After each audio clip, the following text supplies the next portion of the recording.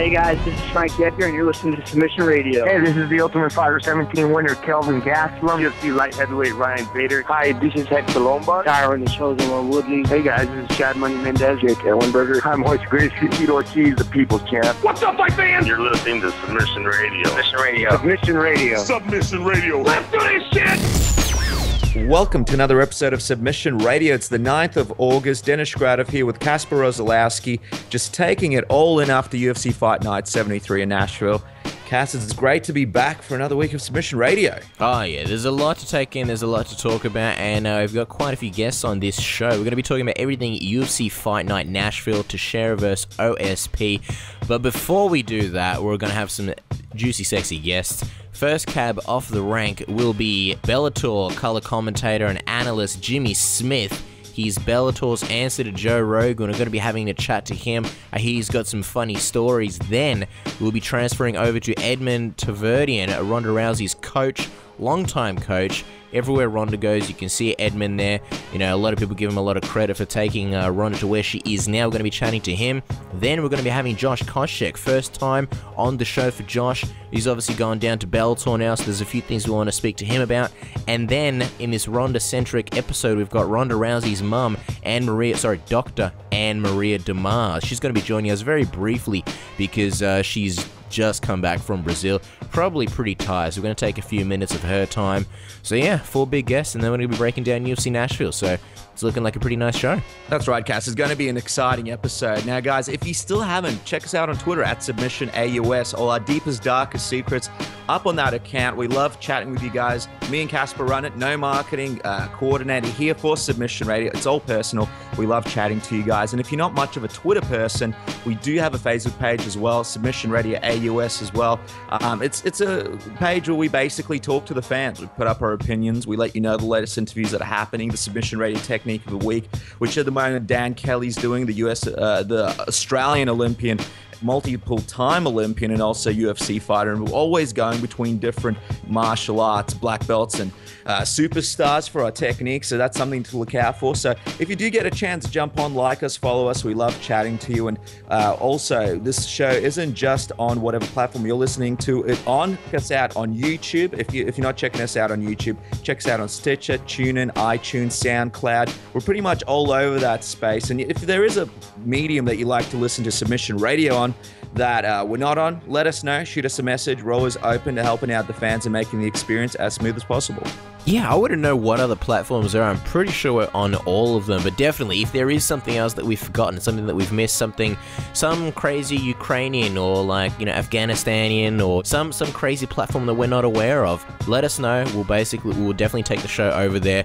But yeah, just a reminder. So we've got Jimmy Smith first, we've got Edmond Tarverdyan second, we've got Josh Kosheck third, and then we've got Ronda's mum, Dr. AnnMaria De Mars, very last, and then we're going to be talking all things UFC Fight Night Nashville, the controversy that was, and of course, we want to hear your thoughts on the event as well. If you're watching on YouTube, drop it down in the comments below. Don't forget to like, don't forget to subscribe, like Dennis mentioned, the whole bunch of action to subscribe to. And without further ado, Dennis, I believe we've got our first guest on the line. Our next guest is one of the best mic men in MMA, a color commentator for Bellator and a host for Fight Quest. We have Jimmy Smith joining us here for the first time on Submission Radio. Jimmy, it's a pleasure to have you on the show. Hey, thanks, man. Thanks for having me. Appreciate it, guys. Hey, it's absolutely our pleasure. It's great to be chatting to you. Now, just to kick it off, we had a look. We saw your Twitter feed, and you said Husama Palhares' behavior made you physically ill. We're getting right into it, Jimmy. Is it safe to say you're a fan of him being suspended?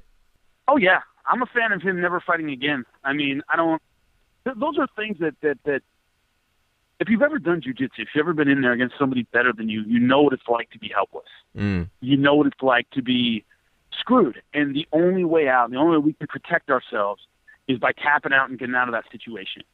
And when someone doesn't respect that's the end of the sport. I mean, it's a line you can't cross. I mean, if I were a manager, I wouldn't let my fighter anywhere near a cage with Husama Palhares. It's not worth getting your eyes gouged out. It's not worth getting something broken.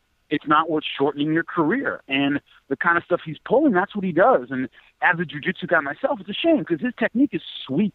I mean, that Kimura was amazing. You know, he's great to watch when he pulls something like that, but he just doesn't seem to get it, and he's had too many chances, in my opinion. So I don't know where there is to go with the guy. I wouldn't want him anywhere near my promotion personally. Yeah, certainly. I don't think Bellator's going to be lining up to sign him anytime soon anyway. But let me ask you something. You've had a number of fights in MMA, and you've mentioned that you're a jiu-jitsu guy. Obviously, you've done a bunch of grappling tournaments. Has anything to what Polaris did ever come close to you in competition? Has anyone ever tried to pull something similar to you? Never.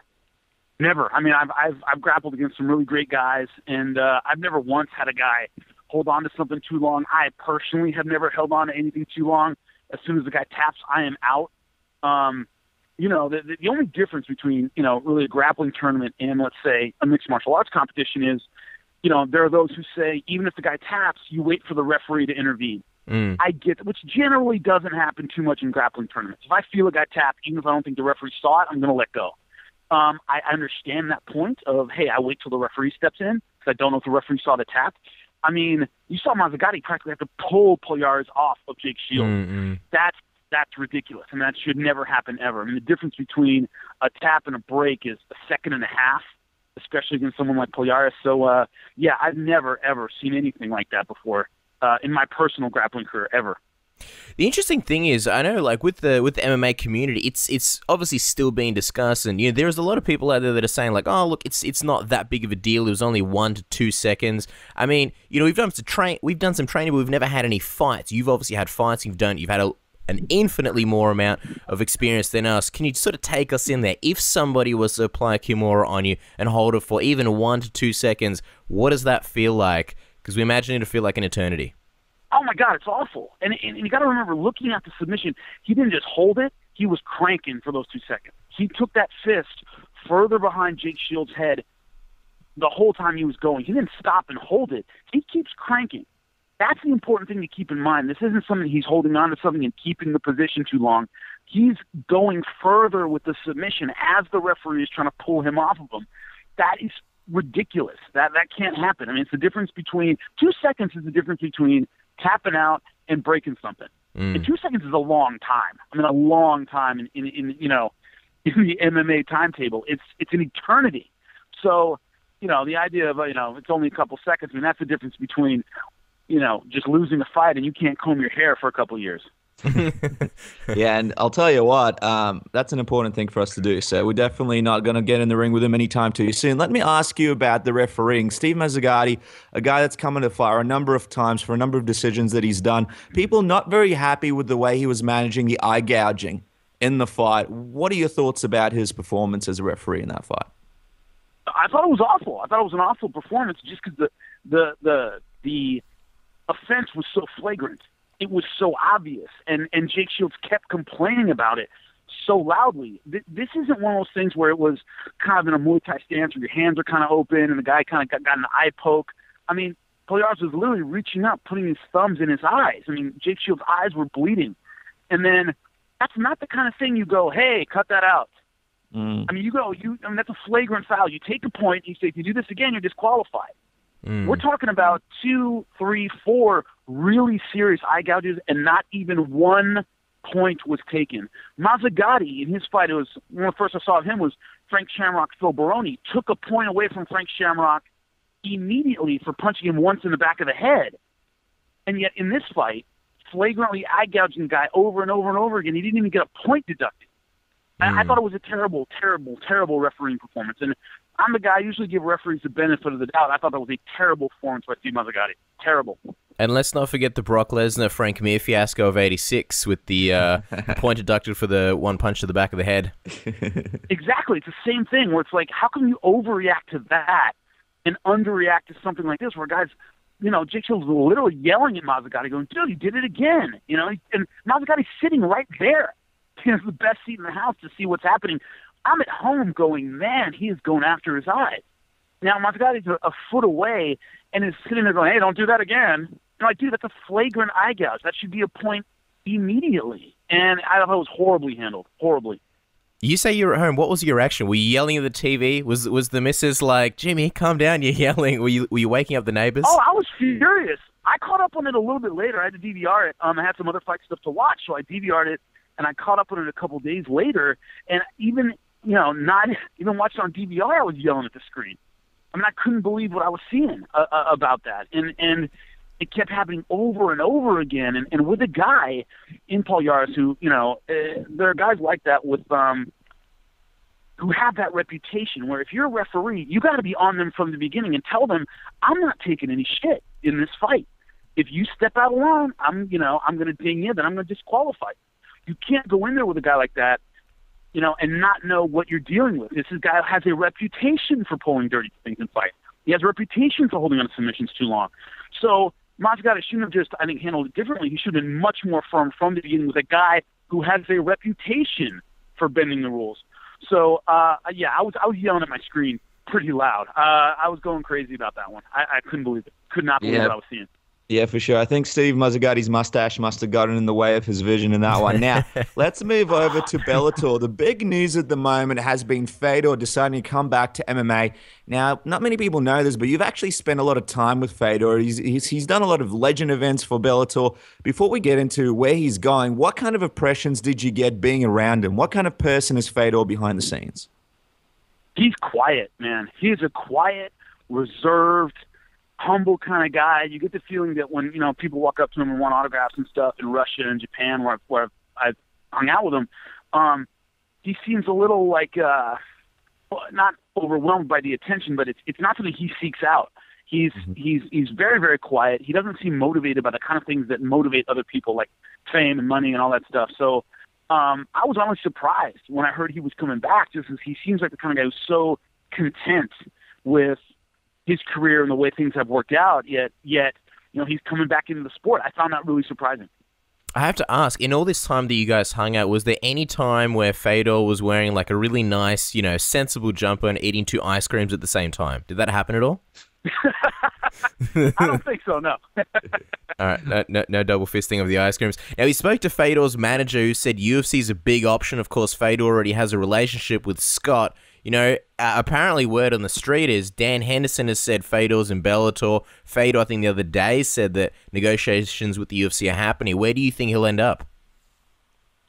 That's a tough question. What I will say, from knowing Fedor as long as I have, is he does value personal relationships. He does value the integrity of the person he works with, and he's worked with Scott Coker before, and they have a positive working relationship. Obviously, money does a lot, so we'll have to see where that goes. And it's also a matter of where he fits in the division of both organizations. I think Bellator can do a lot with Fedor in the heavyweight division. UFC, man, that division is packed. They have great heavyweights, and where Fedor would line up, and as his management team, where can he go inside that organization is a huge question. So, obviously, UFC, a huge show with big pockets. Bellator, though, has kind of the inside track in terms of the personal relationship, and I think he might have a better fit career-wise in Bellator, but it's really a 50-50 shot where he ends up. Well, we had Tito Ortiz on the program a few weeks back, and he said if Fedor signs, he'd like to fight him. How do you like the sound of the matchup, and who else would be a good fight for Fedor, in your opinion, in Bellator? I think, well, number one, size-wise, would it be, Tito's a big light heavyweight. Fedor's not a big heavyweight himself. They wouldn't be that far off physically. Tito in the past, I don't know how he would deal with a striker like Fedor. Fedor is notoriously difficult to take down, and he throws with everything he has. And that's been, Tito's kryptonite in the past. But I definitely like to see that fight. In the heavyweight division, I think Czech Congo would be a good matchup for Fedor in Bellator. I think that kind of striker versus striker matchup, they're both well-rounded. They're both veterans. They both hit very, very hard. That would be a fight I'd like to see in the heavyweight division in Bellator. Yeah, it'd be interesting. Now, if he does return to fight Fabrizio Verdum in the UFC, because it seems like that's what he's sort of keen on, how do you see that second fight going? Do you think Fedor, comes back, beats Verdum, and wins the big one? Or do you think Fabrizio's evolved too much? Well, number one, I think there'll be a tough fight to throw right out of the gate to a bunch of fans in the UFC who have never seen Fedor. To give Fedor a heavyweight title fight right out of the get-go, when he's had so much time off, would not be a good idea. Fedor needs at least one fight to get his timing back, to get the ring rust off, a couple things. Number two, I think Verdum right now has looked better than he ever has in his entire career, and that's saying a lot. This is a storied heavyweight, and I think he's at his best right now. So in terms of Fedor coming right back and fighting Verdum, that's an uphill battle for Fedor because Verdum not only looks great, he's been very active against great talent the last couple of years. Fedor has been taking the last couple of years off. We need a couple tune-up fights in the UFC before Fedor got a shot at Verdum. I think throwing him right in there would be a really bad idea. Yeah, certainly. And one would think a fight with a guy like Frank Mir or something like that would be a great fight, but unfortunately they booked him for now, so we'll see what happens. Now, let's speak about Bellator for a second. Bellator has a very, very exciting event in Bellator Dynamite happening this September. This is probably the closest we've seen to an old-school Japanese MMA show in quite some time. What did you think when you first heard about the idea of bringing kickboxing and MMA together with 2 rings in one night? I couldn't imagine how it would work. That was my first thought was like, is it going to be a cage and then a ring? And then, I mean, who's going to call the kickboxing? Who's going to call the MMA? All the logistical stuff from being in TV as long as I had kind of came to the front of my forehead. And I'm like, man, how's that going to work out? That was my first question. And my second thought was, man, that might be really exciting though, to see how these fans cross over, the excitement that kind of thing would bring. It did have that old school kind of Japanese feel to it. So I was a huge fan of it. But logistically, I remember thinking, man, how's that going to work? And then recently I saw Scott Coker's mock-up, how they plan to set it up and how it plans to look, and it looks really cool. Really cool. Yeah, definitely got us excited when we saw it. It looks like I don't know, some crazy 90s concept, except we're seeing it now, so it's going to be exciting. I'm just wondering, on with logistics, will you be commentating the entire broadcast, or will it switch between Glory and Bellator commentating teams? And if it does switch, like, will you guys be moving around? Is it going to be like The Voice, where you hit a button and then your chairs turn around, then you sort of float over to the other, from the cage to the ring? The last I have heard, and this is written in sand, not stone, is there will be a Glory commentating team and there will be the Bellator commentating team, and they'll go back and forth between us. So a host will kind of throw back and forth between my commentating group and the Glory commentating group. But, that's right now what we're supposed to do. I don't have an official word at all on that, but that's right now what they plan to do. I just think about Anchorman at the end where, the news teams are fighting each other in the park in a gang war. There's not going to be any animosity between the Glory and the Bellator commentating. It will. It will. It will for sure. Yeah, if I see Morrow, it's on. It's on. Morrow's gonna be the guy holding the grenade. Exactly. You yourself had a very good MMA career, Jimmy. Beating the popular TV personality and MMA fighter Jason Chambers in your final fight. Just wondering, why did you ultimately decide to stop fighting? Well, one thing people tend to forget is I fought Jason in my last fight. It was the main event of a local show here in LA, and I got paid like $1,200.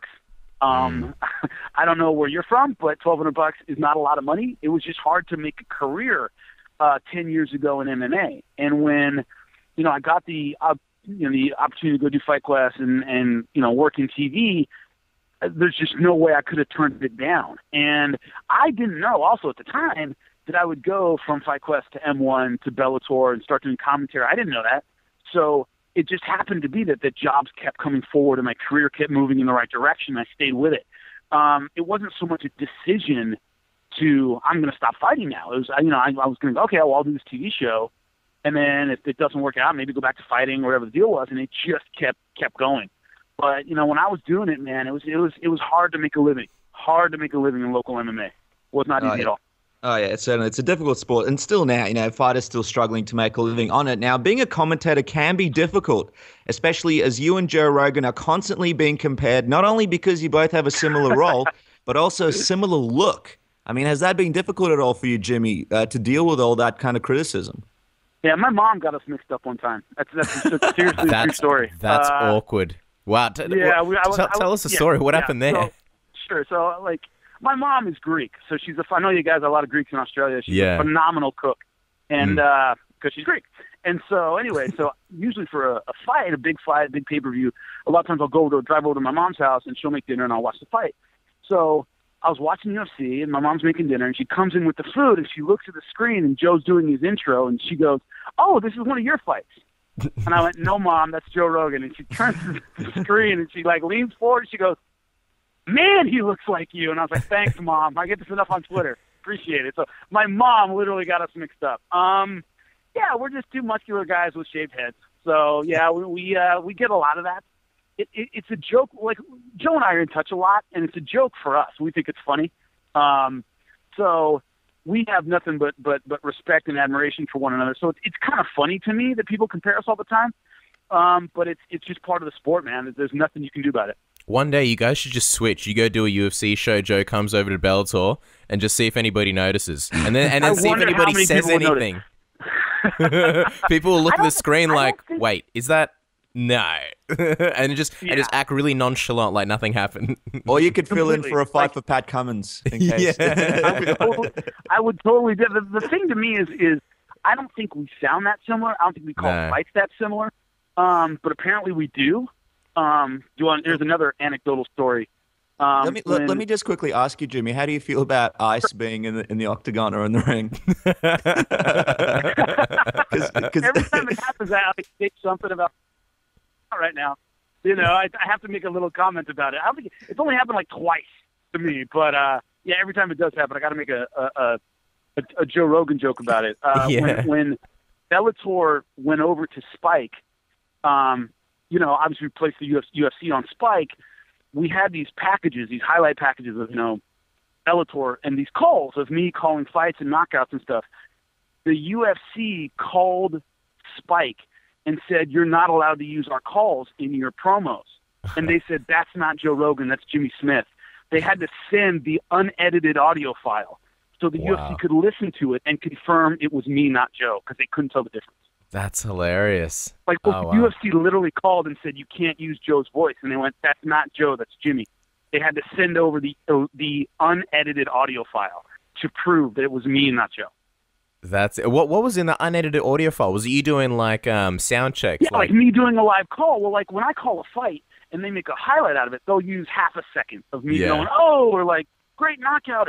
Well, that could be anybody. When I just yell for like half a second, they thought that was Joe. So they had to send him, you know, the 5-second call of me talking to prove it was me, not Joe, when I would call these knockouts. So it actually led to like, we're going to send you a cease and desist if you don't stop using Joe. And they went, that's not Joe, that's Jimmy. So that's intense. It happens, man. It's just part of the sport, you know. So, you know, what can I do? You know, Joe, like you mentioned before, you know, he likes your work. You've been on the Joe Rogan experience. You know, he said he's friends with you. How often did you guys get on the phone in the beginning to sort of get some tips and tricks? As obviously he's been doing his gig for quite a long time now. Yeah, it wasn't really that. Because I was already doing my job. A lot of people don't realize I did commentary for M1 for like 3 years before I did Bellator. So I had been calling fights for 3 years with, you know, internationally. So not a lot of press in the United States, but I was, you know, it gave me 3 years to stutter and mess up and screw up when nobody was listening. So by the time I did Bellator, I had already been doing it for a long time. When we first got in touch, when Bellator, there was a contract problem and they let me go briefly for a couple months. Joe contacted me and went, hey man, I think you're the best. You do a great job. You know, keep your chin up. Everything's going to be all right. And I was like, I didn't even know he knew who I was at that point. So that was our first contact, was him reaching out and going, you know, don't worry about it. Contract stuff, you'll be great. I think you're great. And I was like, wow, I didn't expect that. And then, so now it's like we kind of stay in touch before and after big fights and big shows. You know, just kind of like, man, what do you think of this? What do you think of that? This fighter's doing well. I don't know about this. Well, so we do the same job. So we kind of keep our pulse, you know, our finger on the pulse of the industry by, you know, communicating with each other. We do it all the time. Wonderful. Well, I mean, look, it's a really funny story, and obviously you do a great job, so it's great to see it. Now, Jimmy, before we wrap up the interview, we're going to do a thing with you we call the Submission Radio Tap-Out Round. Basically, some fun questions, and you sort of say the first thing that pops into your mind. A lot like word association. Cass, I'll get you to kick this off for Jimmy. And Jimmy, are you ready? I'm ready. All right. Jimmy, what's a word that kept popping out of your mouth that you try and actively avoid when commentating? Stupid. Who's one of your favorite commentating teams of all time out of any sport growing up? I got to go with Jim Lampley and Emmanuel Stewart in boxing. Very nice. Being a part of Viacom and being involved in TV projects before, Jimmy, you know, will you ever try your hand at acting? If I absolutely have to, yes. If you could play the lead role in any movie, Jimmy, which movie would it be, and what role would it be? Mad Max, for sure. Hey, you think you could do a better job than, Jesus, Tom Hardy. Tom Hardy. For sure. Are you kidding? He's too pretty. And there's I'm a way guy uglier that, than Tom and there's Hardy. another guy that you guys sort of look similar. So it'd be another case where like you can make the switch and no one would even notice. He'd be a They'd great like, this- Bane. Right, He'd be a exactly. great Bane. Yeah, exactly. Now, Jimmy Smith has a secret superpower. What would it be and why? A what? A secret superpower, which is not going to be secret in a man. few seconds. Gotcha. I would gotta go with invisibility because I'm a dirty dude. Yeah, we're all perps here as well. Yeah, and a lot of people go Totally. with invisibility. We've had like Stipe many Miocic said fighters. invisibility as well. That's strange. Yeah. Anyway, Jimmy, what we're going to do now is we're going to throw some famous catchphrases at you used by popular commentators and announcers, okay? And we want you to try and guess who these people are. All right, Jimmy? What's going to happen is me and Casper are going to go catchphrase by catchphrase, and you guess whose catchphrase it is, okay? All right, man. We'll see. Okay, so I'll go first. Let's get ready to rumble. Well, that one's Buffer, but the other one, that's Michael Buffer. Okay, that's 1 point. You know there's people that don't know who Michael Buffer is? Can you believe this, Jimmy? I've been watching boxing too many years to not know who Michael Buffer is. I don't know. A lot of people say he's the better Buffer. I'm not going to say who's better, but he's definitely the classic. All right, number two, right? Who says this? By God, it's got to be a slobber knocker.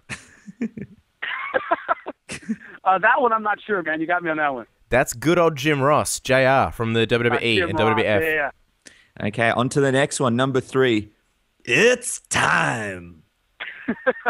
That's the other Buffer. Which one is it? Bruce Buffer, the other Buffer. I'm All right, sorry, that's Steve R. Gardner, but yes, Bruce also says that. He says the same thing. It's time. He says the same thing. Yeah, I believe it's trademark as well. You can't do that. We're probably going to get sued after this. True. That's There you go. You're going to get 2 two. points Have a right good one. now. 2 points. 2 points. Here we go. 2 for 2, yeah. Oh, wait, sorry, 2 out of 3. And here we Jim go. Ross. Oh, that's Goldie. Come on.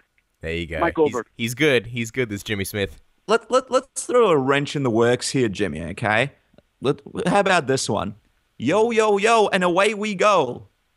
That's Mauro Ranallo. Oh, and he may be on the other side, on the opposing side for the Glory commentating team. He's the man you're going to be fighting at Yeah, Bellator I will Dynamite.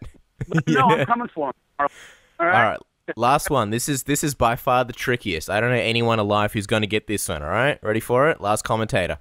Bang, bang, boom, dangana, dangana, dangana. Who's that one? That actually sounds like Michael. I'm guessing Michael Cervallo on that one. That sounds like No, what he it's not said. Michael Chevello. Give it to him looking one more low. time. Give it All to him right. one more time, Cass. Give him one more chance. Bang, bang, bang, boom, dangana, dangana. And looky look, heel to the balls. That one I don't know, man. You say that about my wife? I'm sorry, sir. No, that's Bas Rutten. Oh my God, I should have known Godspeed that and one. party on. Should have known that one. Yeah, we watched that Bas Rutten defense like a million times as kids. Totally worth it. Totally worth it. Well, there you guys go. So Jimmy gets 4 out of 6. Still not a bad effort, Jimmy, but we're gonna have to put you back under the light bulb next time you come in and test you some more. Very impressed to hear that you do know most of these guys. You guys can follow Jimmy on Twitter at Jimmy Smith MMA and check out Bellator 141 featuring Melvin Gillard's debut in Bellator August 28th to 29th here in Australia. And of course, the big one, Bellator Dynamite September 19th or the 20th here in Australia. Jimmy, thank you very much for your time. Anytime, my man. Appreciate it. Hi, this is Stephen Bonner, and you're listening to Submission Radio. Alright guys, our next guest is a former WBC welterweight Muay Thai champion, is currently the head coach of the Glendale Fight Club. He trains such fighters as Travis Brown, Jake the Juggernaut Allenberger, and of course, one of the UFC's biggest stars, female Bantamweight champion Ronda Rousey. Edmond Tarverdyan, welcome back to Submission Radio. How are you? Good. How are you guys? Thanks for having me back. We're doing well, especially now that you're on the program. Now, UFC 190 was another huge show. Just wondering, Edmund, how did you enjoy Brazil and the Brazilian MMA fans? Amazing. Very passionate people. Brazil was great to us. The UFC, amazing. The way to have everything coordinated and organized in a country like Brazil, amazing. And it was just fun to be there. Fans were great, passionate, loved the champ, and just very supportive. We were amazed at how much love Ronda Rousey got. Obviously, she's fighting a Brazilian. Brazilians are very passionate about their own, countrymen and countrywomen. Were you surprised at all at the amount of love that she got for a non-Brazilian? I was surprised in a way, but Ronda is an amazing athlete, amazing human being. She's such a great person, and I know her very well. And I appreciate the way she does myself so much, how hard she trains, how much she gives, to the sport. So I was always hoping that, people will realize that in general and give her the credit. And, the girl could fight, the girl's passionate, puts her heart, in the sport, works hard, is an amazing person. So, I love it that the Brazilian fans really appreciate her and, put in a lot of thought. Even we were fighting the Brazilian, they did not mind, and they were very supportive. So in a way, I was surprised, but me knowing Ronda, she does deserve all that. So it was amazing to see that also. Now, a lot of fans, not to mention yourself, Edmond, didn't really see Bethe as much of a threat to Ronda at all. When the fight was initially announced, were you at all nervous that Ronda wouldn't be as motivated for the fight because of this? No, Ronda has motivation every day in the gym. When she gets in my gym to train, she trains every day, and she wants to be the best in the world. She wants to box better than everybody in my gym, I have great boxers coming in the gym, in and out, doing training camps, and boxing world champions, and she wants to perform better than them. There's coaches that work with their boxers in my gym, and she wants to get the respect from every coach, and, that she is the best. She knows how to box, or how great she is. So, she's motivated to train every day. She's not only thinking about the opponent, hey, she's not a challenge, so I shouldn't train. She has challenges every day in the gym and in her life, and she never lets anything through her fingers. She does what she's supposed to do, and she's always motivated. If she's not, I always told her, we got to be true, and the day that you don't train hard and you're not motivated, I think that's when we call it a quit, and that's not a quit, that's the end of her career, would be the proper way. Yeah. Before we talk about the fight itself, Betche's comments about Ronda's father seemed like a pretty big motivator for Ronda, working with her into the fight. How much impact did those comments really have on her, especially in training? Did you notice a change in her at all? Ronda's, the best in the world. Ronda leaves every emotion out. When she gets in the gym, focus, very happy, smiling. When Ronda parks the car in behind my gym, she runs into the gym. She doesn't walk. That's how excited Ronda is to train, with a big smile on her face. So, regardless what happened, when a person could be dumb and stupid and say something unintelligent like that, she says, this is, professional sport, I'm born to do this. So she gets excited to come into the gym to work. So, no, nothing like that will hurt her. Yeah, and you can't blame her with a team like yours. It would be a pleasure to work out every single day. Now, let's discuss the fight. It was another Ronda Rousey domination. Just wondering, what was your assessment of the fight? And with so many things going right, was there anything that you could look at to improve? Absolutely. We could improve every day. Like I always said, Ronda punches with both hands tremendously. This girl hasn't been knocked out, hasn't been stopped. And one punch knocked out like that is amazing. So I was very happy with her performance. But could there be improvements? Absolutely, definitely. And Ronda, we will work on that, and I know what exactly I need to do. I don't look at it just because of that 34 seconds. I look at it as the whole training camp, what has been done with her. I mean, definitely I could do a better job with her, and she could do a better job. So, it's going to get only better and better and better. Every time we've said that and we came through and showed how great she is, every fight she's been improving, and now people see her boxing skills. I see it more often around the spars with the best in the world in boxing world champions. We hire from different gyms to come spar with her around He's amazing, gets the best of everybody. I want to talk about her striking, but just before we do, I just want to talk about the game plan, because many people predicted that Ronda could win in many ways, whether it was on the feet, whether it was on the ground, the typical armbar. Most of the predictions were that Ronda would win in the first round decisively. What exactly was the game plan for the fight? Was it, because it looked like she rushed Bethe, was it to rush Bethe like that? Ronda always starts off aggressive, and, this one, she wanted to take her out, and, and she did do that. Game plan, when you have a super athlete like Ronda beats everybody in every area. Why should I be worried about a game plan? What actually, this is a fight, you know. So it's not a game. I don't even like that word being called a game plan.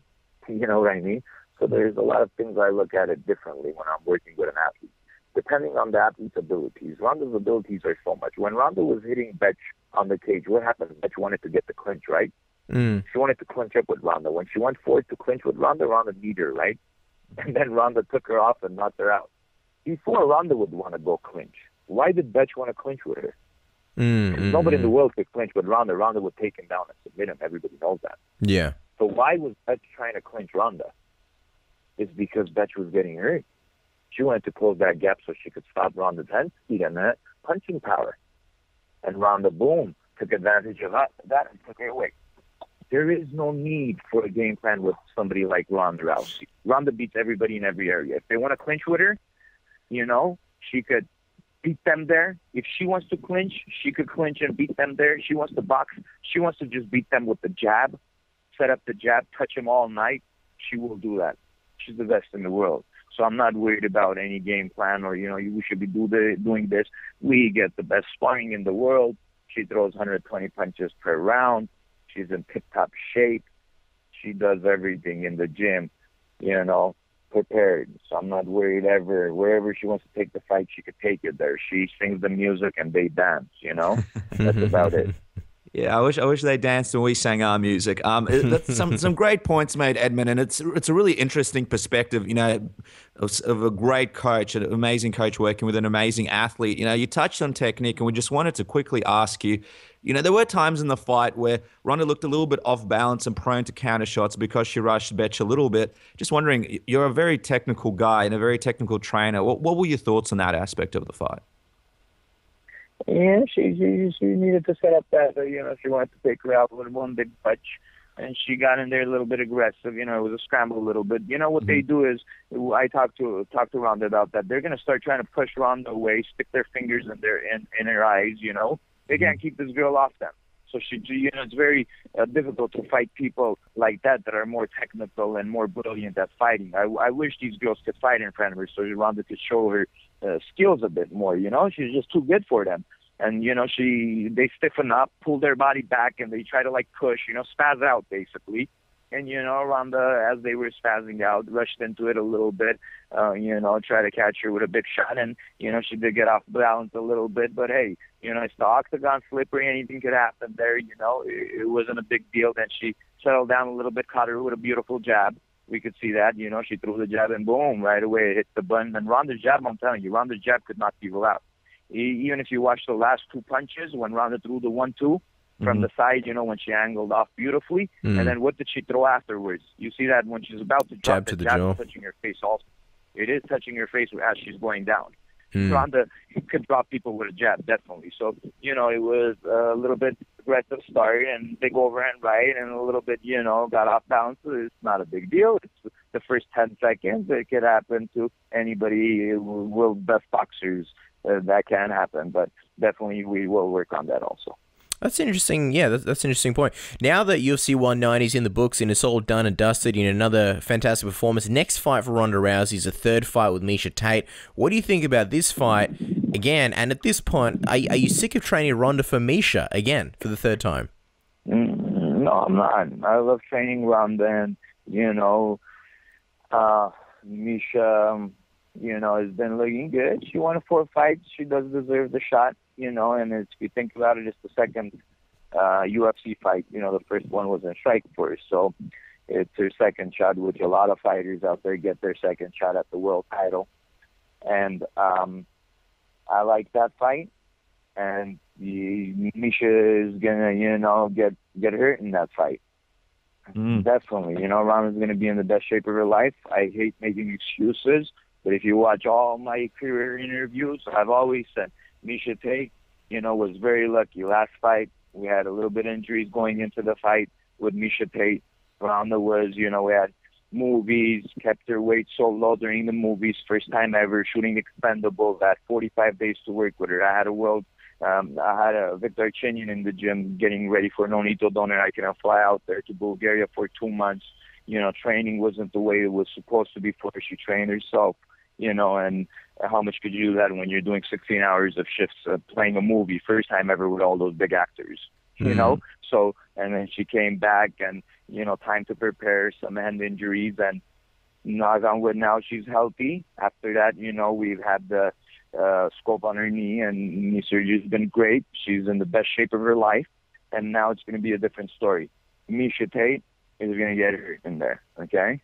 I mean, it's going to be really exciting to see what happens. Tate is the only person that was able to drag Ronda out of the first round, something no opponent has been able to do in the UFC. Just wondering if you could sort of envision how this third fight would go. How does it go down in your mind? How do you see this third fight with Miesha going? I'm not going to predict anything right now. I know exactly when to predict it. But Ronda is going to definitely, what I said is she's gonna get hurt in there. I'm worried for Miesha Tate.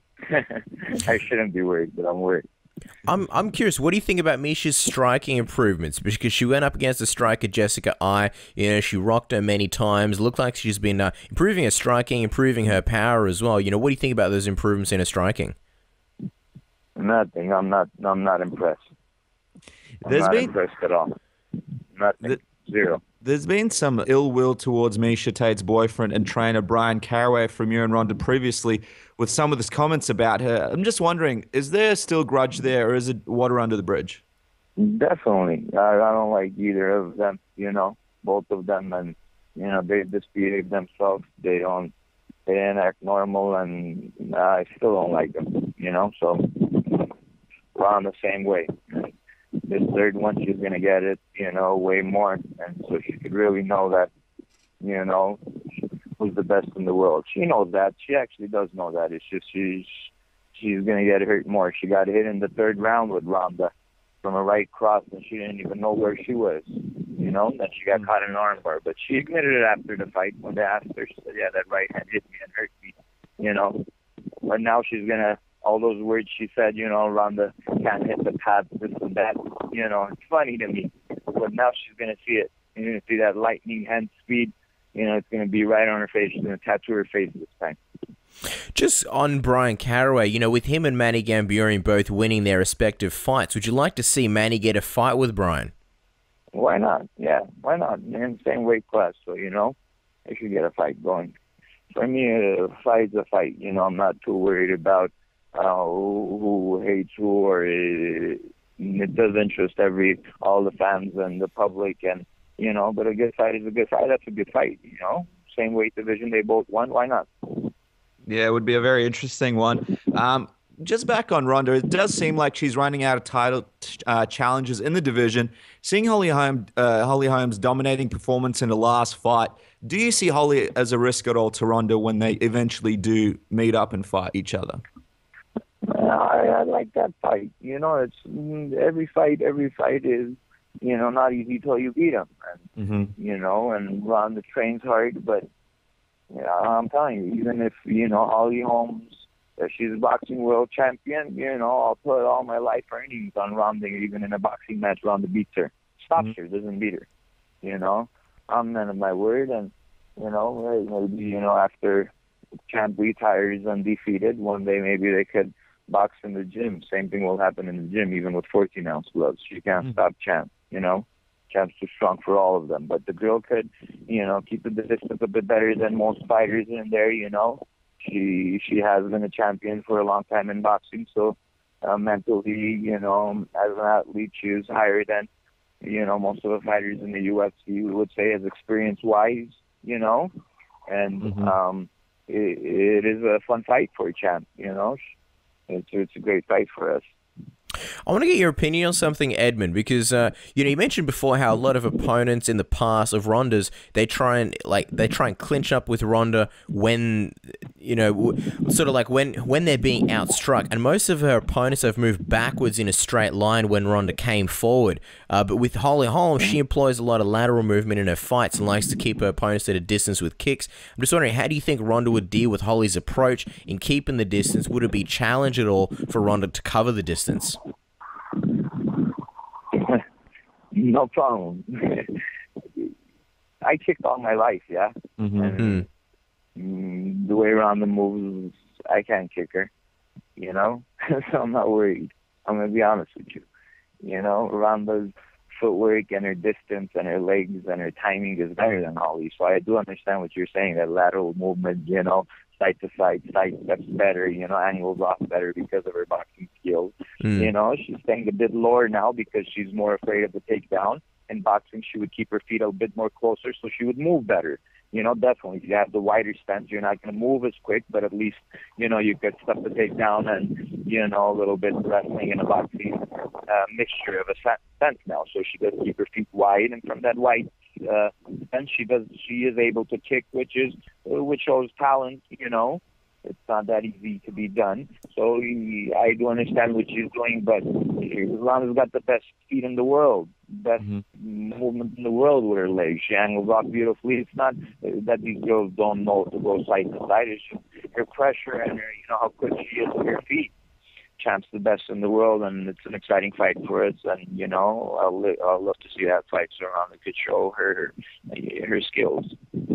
Oh, yeah, and when it does happen, it will be an exciting display of skill. Another big thing in the world of MMA has been Cris Cyborg. Basically, she's been in the news saying that the UFC and Ronda Rousey owe it to the fans to get this fight together between her and Ronda. Obviously, it doesn't look like she ever will get down to the weight to fight Ronda Rousey. Just wondering, what do you think about these comments that she's making?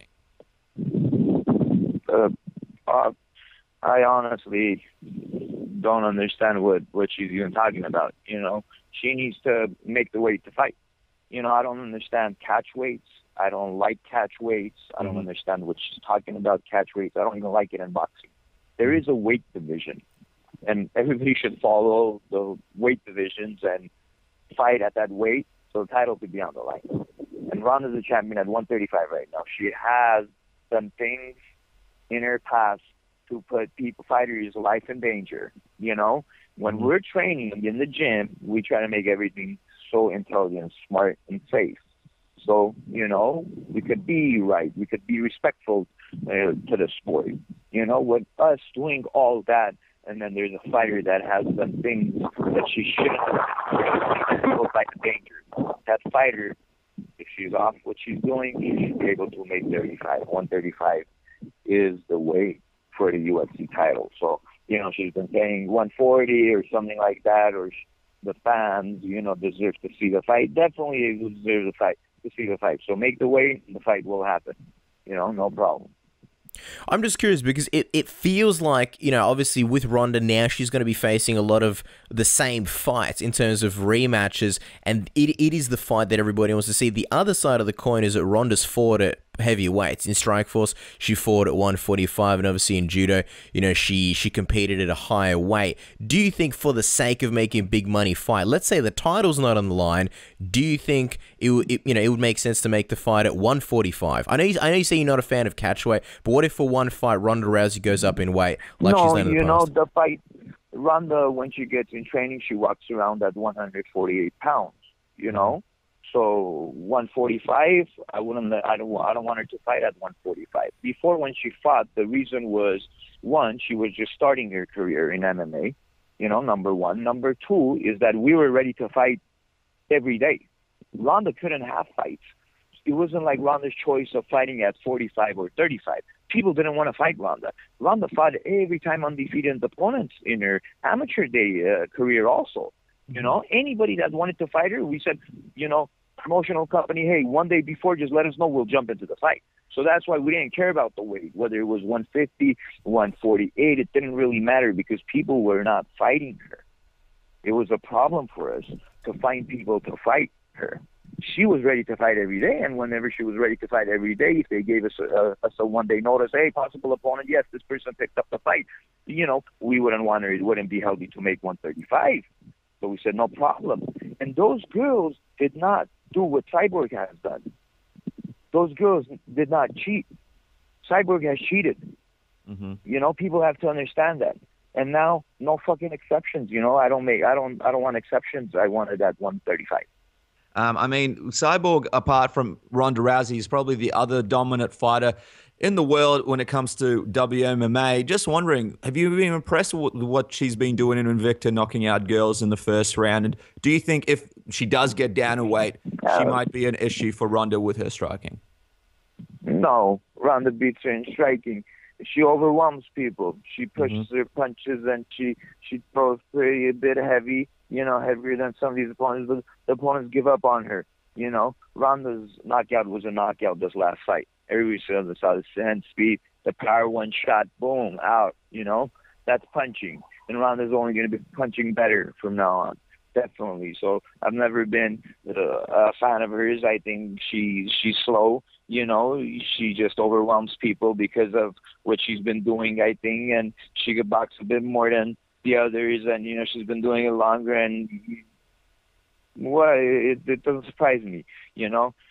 Ronda's the better athlete. Ronda's quicker, stronger, and faster. That's it.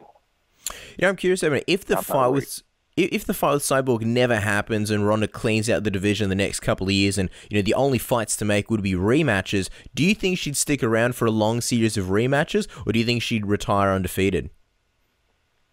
I think the UFC is doing a hell of a job. Dana White's signing great fighters in there, and and I don't think there is only going to be rematches. It's just that Miesha Tate's on a great run right now with four wins, beat everybody, and she's been looking good.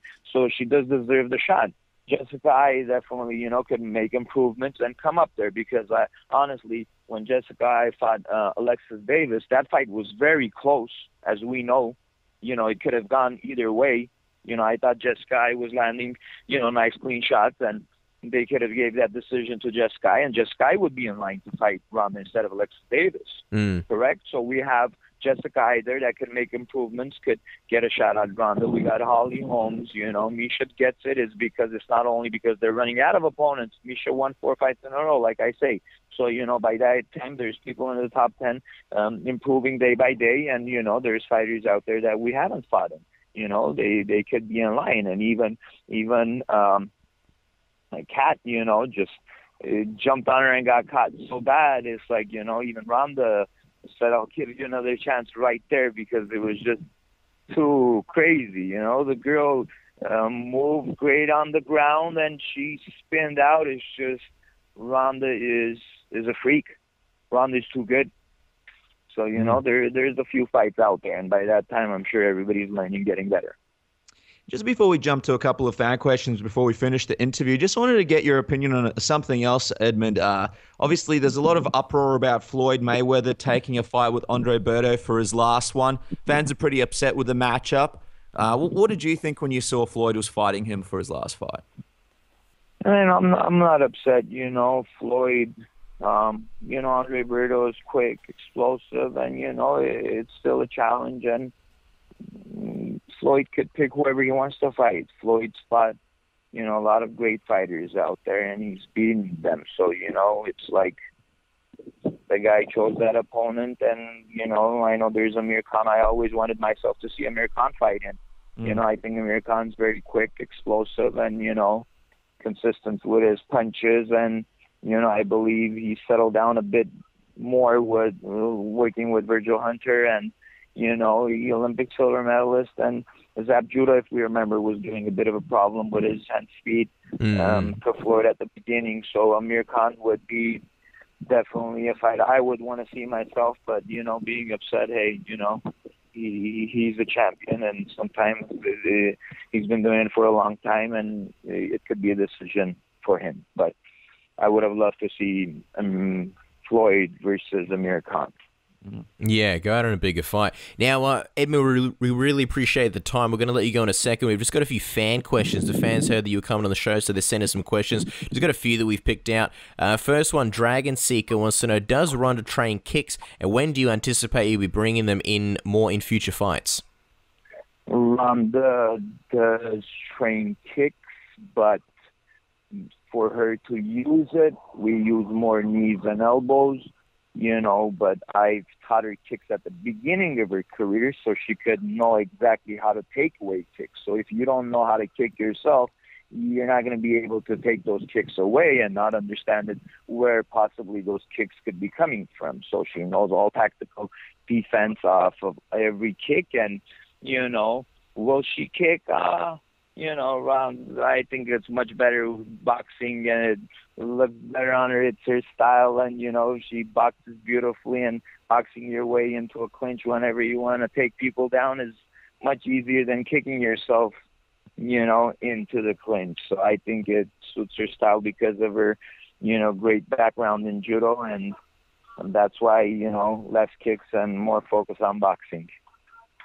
Next fan question comes from Pierce7681. He goes, Edmond, I'm a huge fan of your coaching style. Just wanted to know, with the Ultimate Fighter, when you were coaching with Team Rousey, how close did you actually get to fighting Dennis Holman on that episode where you guys had a few words between each other?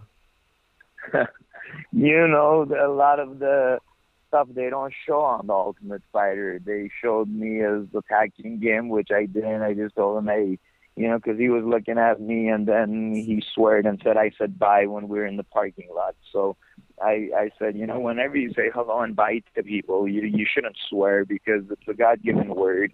You know, you should be respectful. And, you know, so it was pretty close because when I told him call me after, you know, the show, I wanted to give the number because there's a lot of cameras and it was unnecessary, all the students there, and we could, you know, solve it like a man and we could talk. If we talk it out, it's better, but I don't think he has that intelligence to try to solve a problem with speaking. So, because, you know, what he started off doing was already not right. So when he said, let's go fight in the cage, I was like, hell with it, I'm down, you know. So I really did want to go in there and fight with him, but, you know, Ronda stepped in. Of course, Ronda was very worried that they would have kicked me off the show. I wouldn't look good, you know, trying to fight somebody, hit somebody. And, you know, for him, he wasn't, you know, one of the coaches on the team. He was just a guest coach. So who cares if they kicked him out that day, you know? So we had more things to worry about, and we used our head instead of our fists. And Ronda was very supportive about that. Yeah, it was a very heated moment. This one of the last questions. Petey and Gia wants to know what percentage of Ronda's overall training these days actually goes into judo. Because every time we see fight footage, and this is just me adding something, every time we see not fight footage, but training footage, it's always Ronda striking. How much judo training is there these days? Well, that's why Ronda is the best in the world, is because Ronda, judo, we do it 3 days a week as much as we do the striking. Just people do not see that as much, is because, you know, she does it at times that, you know, in the mornings she wants to get her best workout in, which is a lot of the TV and the media comes through.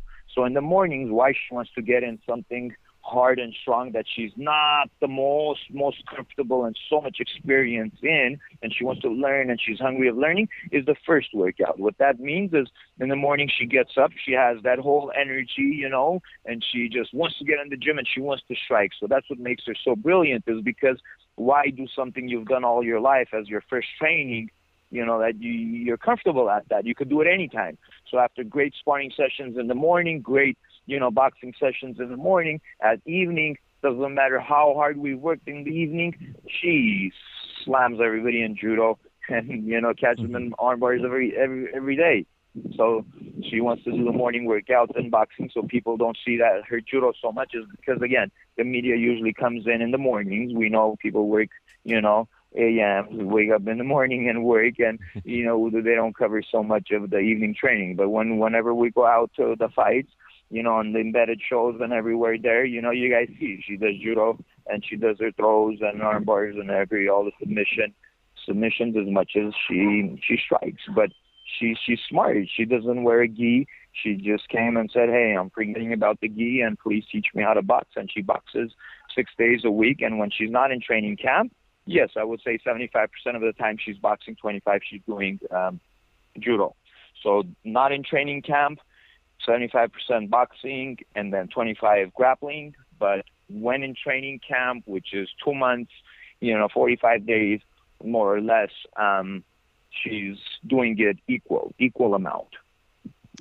Roscoe99 would like to know, now that news has come out that Ronda's book is being turned into a movie, who would you like to see play Edmond in the movie? Obviously, you're a big part of her life. What kind of actor do you think suits the role as Edmond? Well, Champ wants me to play, so I don't know how I'm going to be able to do that. But everybody's going to be playing themselves in this movie, right? Ronda's playing herself, you'll play herself. What about Jean Reno, the French actor? Yeah, I don't know about the movie, what's gonna happen, how it's totally gonna be happening. You know, Brad Slater will have way more information around his agent, and you know, I'm sure it's gonna be great. And if champ, you know, and they decide that I should do my part, you know, I'm gonna give it my best, because I told Champ was really excited about, you know, I want you to play, and if you're gonna play yourself, and you know, I'll do it for her, because she's do it for myself also, not only her, because she's a special champion, and you know, she's an amazing champion, and there will never be another Ronda Rousey. So if, you know, it's going to be exciting to be part of, you know, her life story, a movie like that, and it's going to be encouraging to a lot of the youth and the young up and coming kids, you know, that want to get involved in martial arts. So I've always told her that, hey, champ, you know, something like that will be great. For a few years ago, I told her, you know, it'll be so exciting, because it'll be motivation for all the young people, and it'll be history, and people will watch that movie even 20 years from now, you know, see how she became a special champion. Yeah, well, it's good times to come. We can't wait to see you know, how the movie turns out. We'll see if you make your silver screen debut. Guys, you can catch Edmond at the Glendale Fight Club at www.gfcfitness.com. Definitely check it out. It's one of the premier boxing and MMA gyms in the world. Edmond, we really appreciate your time, and thanks so much for chatting with us today. Thank you, guys. You guys are great. Thanks. Take care. Yeah, that's right. El Guapo here. That means the pretty face. All you guys out there, you're listening to Submission Radio. Godspeed and party on. Alright guys, our next guest is part of the original cast of The Ultimate Fighter. He's a former UFC fighter, a two-time knockout of the night winner, a submission of the night winner, and a fight of the night winner. He is now heading over to Bellator to make his promotional debut. He is none other than Josh Kosheck. Josh, welcome to the show. How are you? I'm good. How are you doing? Well, we're doing really well, Josh, and thank you for joining us. Now, I mean, the big news has been you've signed on with Bellator. You're about to start the next phase of your career. How happy are you about that, and how good is it being Josh Kosheck right now? Well, it's been good, you know. Bellator, you know, I haven't obviously got a chance to fight for them yet, but everything, all my interaction, very professional organization. Everybody's so awesome. Down to earth. Scott Coker is amazing. And the most exciting thing about this whole thing is that, you know, I started my career on Spike TV, and I'm going to get to end my career on Spike TV. So that's pretty surreal. It's like I've come 360. So I'm really excited about that opportunity to get to be back on Spike TV, where, you know, it's free on TV. You don't have to pay $70 for a pay-per-view to watch me fight, and it's going to be free on Spike TV. So that's pretty awesome. Yeah, well, we can absolutely imagine. You know, it's been about a month and a half since you signed with Bellator. What have you been up to since then? Are you currently in training, or are you just enjoying life for now? Well, as of right now, you know, I've been doing a lot of PR. You know, I still have a couple other businesses that I run, so I work a lot on that stuff. But I'm training. You know, I'll run or do something every day. I've been on vacation for a week, so I kind of been just cruising. You know, I did a little bit of jiu-jitsu, a couple, you know, local gyms. You know, I was in Wilmington, North Carolina for a week, and there's an MMA gym there. I did some jiu-jitsu there. Run on the beach, you know, type of thing. Get up in the morning and put my road work on. But, you know, I've been just pretty much chill, you know, and just trying to gear up and get ready mentally for this long 4-month camp that I'm going to have. Yeah, sure, Josh. You know, a lot of people know you for your MMA fighting, but not really for your businesses. Just wondering, what kind of businesses do you have? I got a couple of gyms. I got a bunch of apartments, and about a year and a half, 2 years ago, I started a company called Check Defense. So we work with a lot of military and do a lot of military type of things, training services for the military. So it's pretty sweet. That's awesome. Check Defense. Check it out. Now, we read you were planning to leave the UFC for quite a while, and that you always felt like Scott Coker would return to the game since, obviously, Strikeforce finishing up. When exactly did you decide that this was the right choice, and what prompted you to want to leave the UFC and fight for another organization? The biggest thing was, you know, the way that, you know, your hands are tied, you know, behind your back when dealing with the UFC. It's like, you know, if you just go against the grain one time, then it's like a slap on the face. You know, they just kind of yell at you and, you know, treat you like shit. So You know, and it's a lot of things too. It's like, you know, not only do you have your hands tied behind your back, in my opinion, you have an 8-ball stuffed in your mouth, and you really can't say anything. So it's kind of nice to be done with that pressure, you know, where you don't have, you know, somebody breathing down your back, and it just wasn't fun for me to fight in the UFC, you know. So I figured that I needed a change in my life, and after signing this last contract that I have with them, I just wanted to get out of my fights as quickly as possible so I can move on with my life and be done. And even if I never fought again after that last contract, this last fight that I had, I wasn't going to re-sign with them because, you know, it's simple. You know, you put 27 fights in, you give them 10 years of your life, you'd think that they would have stepped up to the game or stepped up to the plate and put a job offer in front of me or something to keep me involved with the UFC and the sport. But there was no talk of that. So, you know, I decided that, you know, and it was best for me to move on to Bellator anyway because, you know, Scott Coker's so cool, and I started my career on Spike TV, and I would like to end it on Spike as well.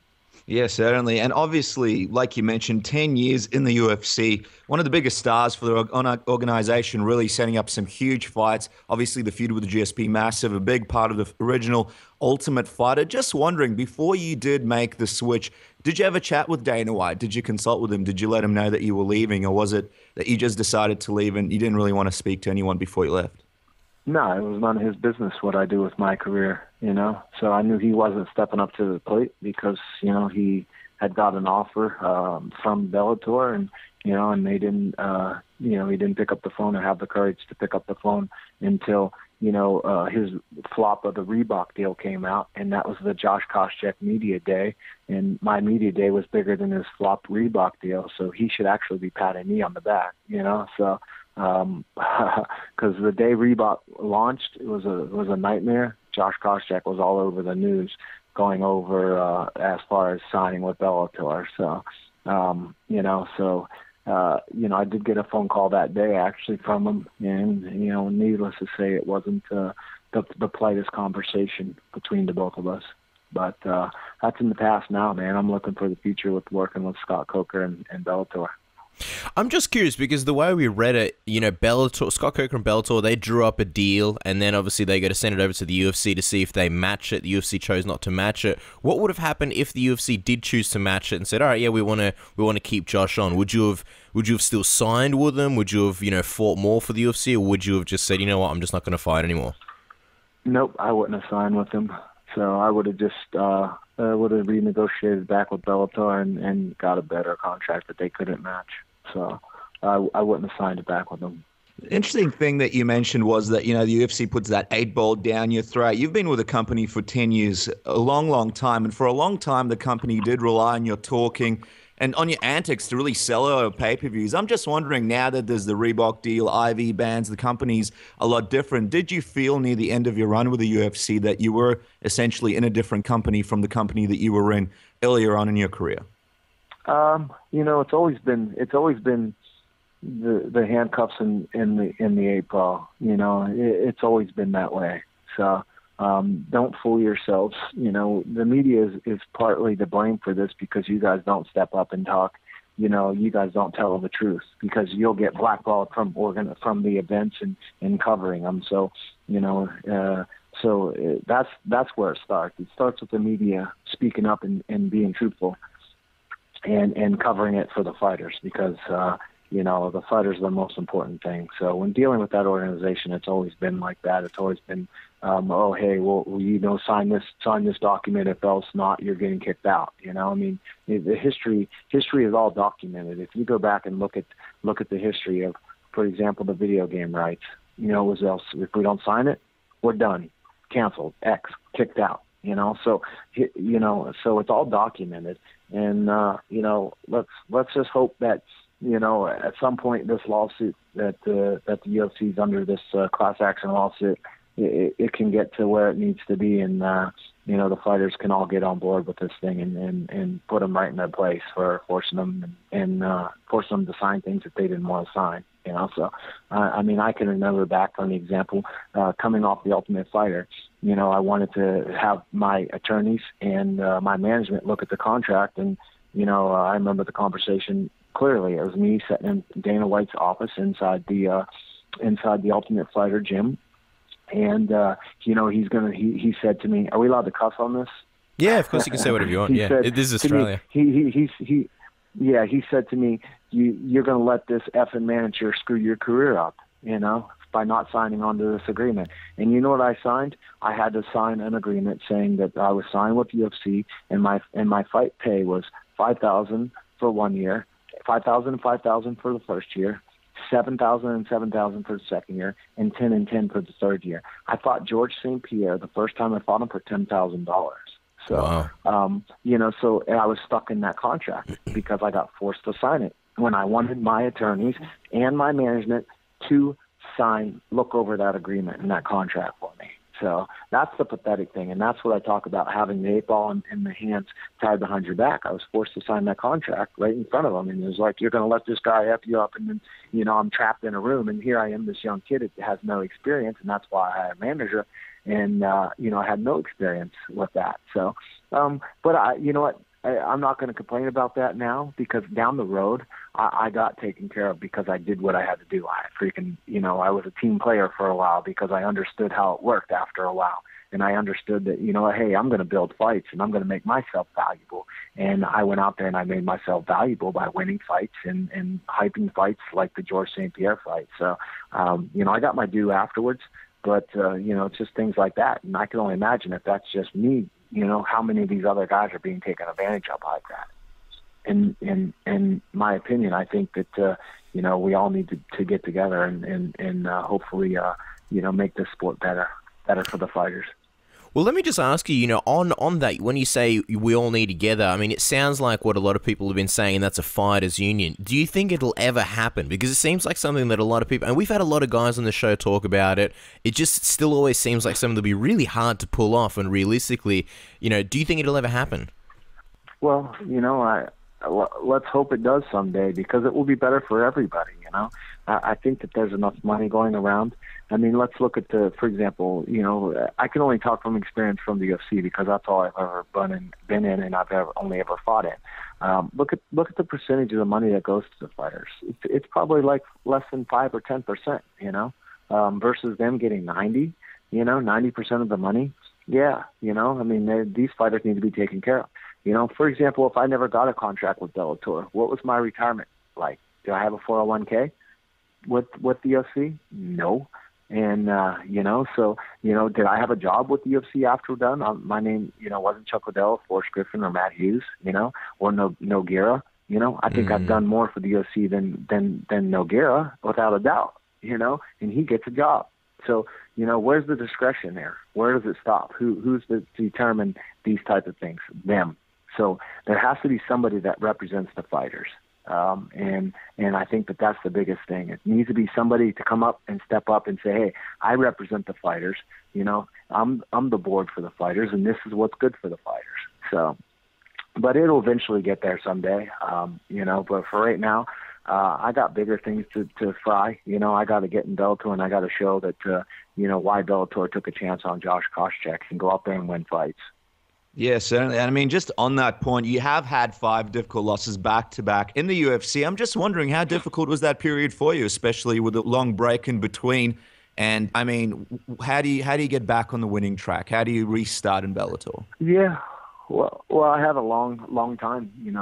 Those things were over. Those fights were over a course of 3.5 years. So, I took some time and, focused on other businesses and got things going. So, regardless if I was to ever fight again or not, Josh Kosheck's going to be fine, because I'm willing to freaking, walk through the shit to get to the glory, to get to the top of the hill that I want to be at. So whether it be my businesses, or whether it be back in, inside the Bellator cage, I'm willing to walk through the shit to get to the top. So, I'm willing to put the work in, and I'm going to put the work in. So, this is my last hoorah with Bellator. I'm going to finish my career on Spike TV and with Bellator, and I'm really pumped about it. So, I just got to put the work in. If I put the work in, I believe I can still win fights.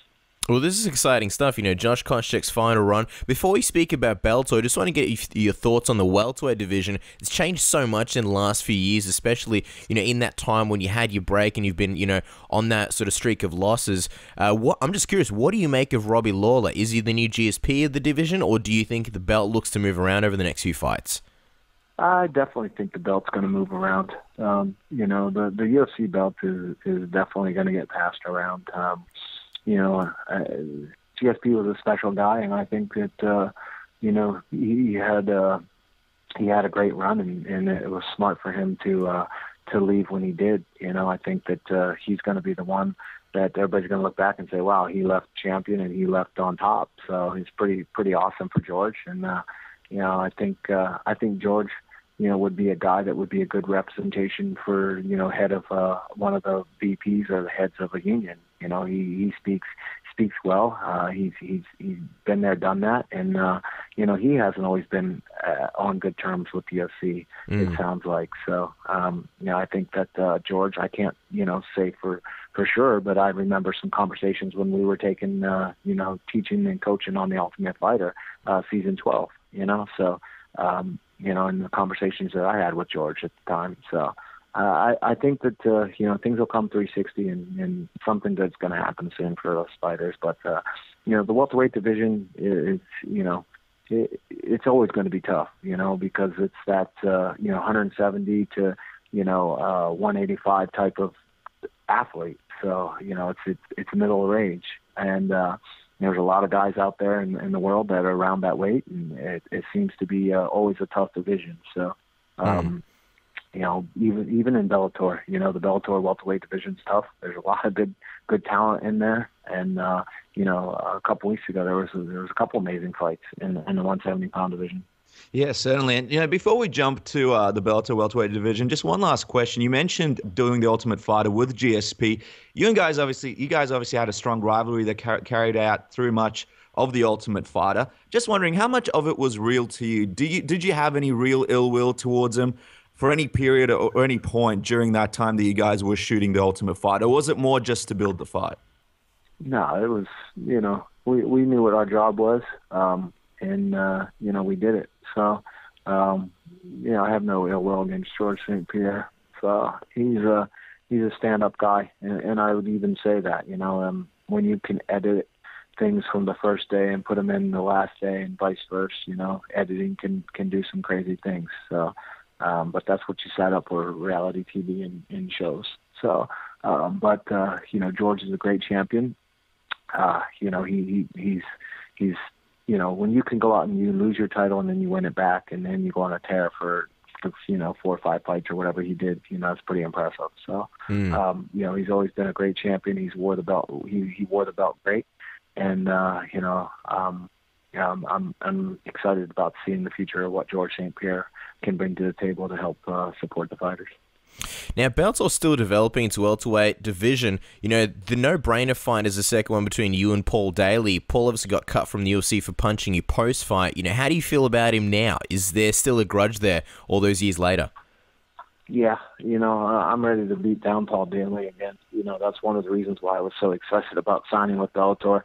And pretty much primarily the only reason I wanted to sign there was to get a chance to take this guy out. And, I grinded him out. He still, after watching him fight, he still got third-grade wrestling. So it's going to be an easy fight for me. I probably won't even do any wrestling for the whole camp, just because his wrestling is just pathetic. And I can't wait for that fight, and that's what I'm working towards. I got to go out there, obviously win a fight or win maybe 2 fights, and then, hopefully Paul Daly can be my 3rd fight, So I'm looking forward to, potentially getting that fight next summer. Obviously, the first one went out to the decision. Just wondering, how do you see the second fight between you and Paul going? You mentioned that you won't really need to even work on your wrestling. How do you see it playing out? I'll finish him. It's plain and simple. I'm going to finish Paul Daly, and it'll probably be in the 1st or 2nd round. So that fight won't go any further than that. I'll put money on that. And I'm just wondering, Josh, in terms of Bellator, one of the things that it's been known for recently is just the spectacle aspect of it. A lot of people are likening it to the old Strikeforce days or even Pride. Given that you've pretty much exclusively fought in the UFC, how do you feel about fighting in a company that's, really going to be putting, I don't know what the word is, that extra sort of spotlight on everything? Yeah, they make it exciting again, whenever there was the past couple of years of fighting in the UFC, it was just a corporate scale. It was like, oh, hey, we have a fight Friday. Oh, we have a fight Friday. Or, I'm sorry, we have a fight Saturday. Oh, we have a fight Saturday. Oh, we have a fight Saturday. Bellator and Scott Coker and Spike TV are going to get the chance to build the fights, and they're going to get the chance to put on exciting fights. And that's what the fans deserve. They don't deserve just a fight every week that's just a corporate like, oh, hey, we don't care who the fighters are. There's so many fighters out there, that go on there and fight that I have no even clue in the UFC now because they're putting on so many fights.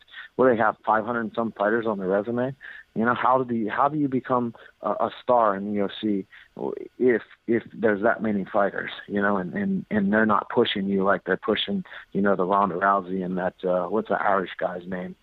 Conor McGregor. Yeah, there you go. That guy. You know what I mean? Like, how do you build a star?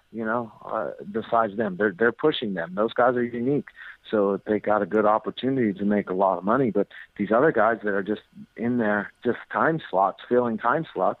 I feel bad for those guys because they're much deserving. They're in there working hard. They're doing the same things as these other stars that they have. So, so for me, I think all the fighters should fight out their contracts, come over to Bellator, and Scott Coker will put on a show for them.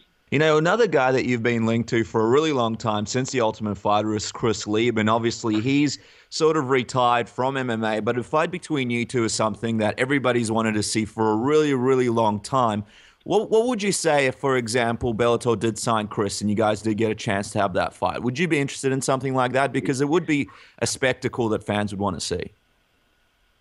Yeah, I think so. But I think Chris Lieben's still tied to the UFC, so I don't see him getting. They own him, so I don't see him becoming a free agent out of the UFC. So, but I definitely love that opportunity to get in there and mix it up with Lieben again. Now, the Paul Daly fight, that seems like the next one on the horizon. Andrei Koreshkov is obviously the new champion of the division. Just wondering what your thoughts are on him. Is becoming Bellator champion still a goal of yours? You say it's your last run. Is the goal to go all the way and win the big one, win the title? Nope, I don't care about a belt. You know what I care about? Big fights, big ratings, and lots of butts in the seat. That's what I care about. At some point, hopefully that I'd love the opportunity to fight on like Fort Benning or Fort Bragg or Camp Lejeune, one of the military bases. I think that would be pretty surreal to get an opportunity to go back there and Spike TV lines up a fight for the troops again. So that's one of my goals. So. Do one more fight for the troops at some point, and just make it a good little run here in Bellator. I don't care about belts. Those things are all sweet and dandy, but it's not important for me. What's important for me is to go out there and win a couple fights and then whip Paul Daly's ass. That's all I care about. Yeah, that's right. We don't care about belts here either, Josh. We go to the buffet and we like our pants to be loose. Now, we're going to finish out this interview with a thing we call the Submission Radio Tap-Out Round. It's basically a bunch of fun questions you answer sort of with the first thing that comes to mind, sort of like word association, all right? So are you ready? Yep. Okay. Have you been in contact with the Tough 12 Team GSP paramedic Brad Tate? And have you had any more interesting run-ins with him as he works a lot of UFC shows? And also, did you ever get your damn plunger back? He still has my plunger. He texts me all the time every once in a while. Just like a picture of him holding the plunger. He's holding it for ransom. Yeah, on his mouth. Meet me under the bridge, midnight tonight. Now, Josh, what were your immediate thoughts when you read Chuck Mindenhall's article on Jason Thacker's life after The Ultimate Fighter 1? Assuming you read the article. Actually, I did read that, and it was very touching. I mean, it was crazy. It's just, oh man, that's a tough situation. But, he's got to be a man and step up and figure out how to get out of that situation and, get back on top. It's definitely could be done. Yeah, it's good to see that the fans helped him out and donated some money. Now, what has been your most memorable win in your MMA career thus far, Josh? I think the biggest one, would probably be the Yoshida knockout for the Fight for Troops for Fort Bragg. That was pretty awesome.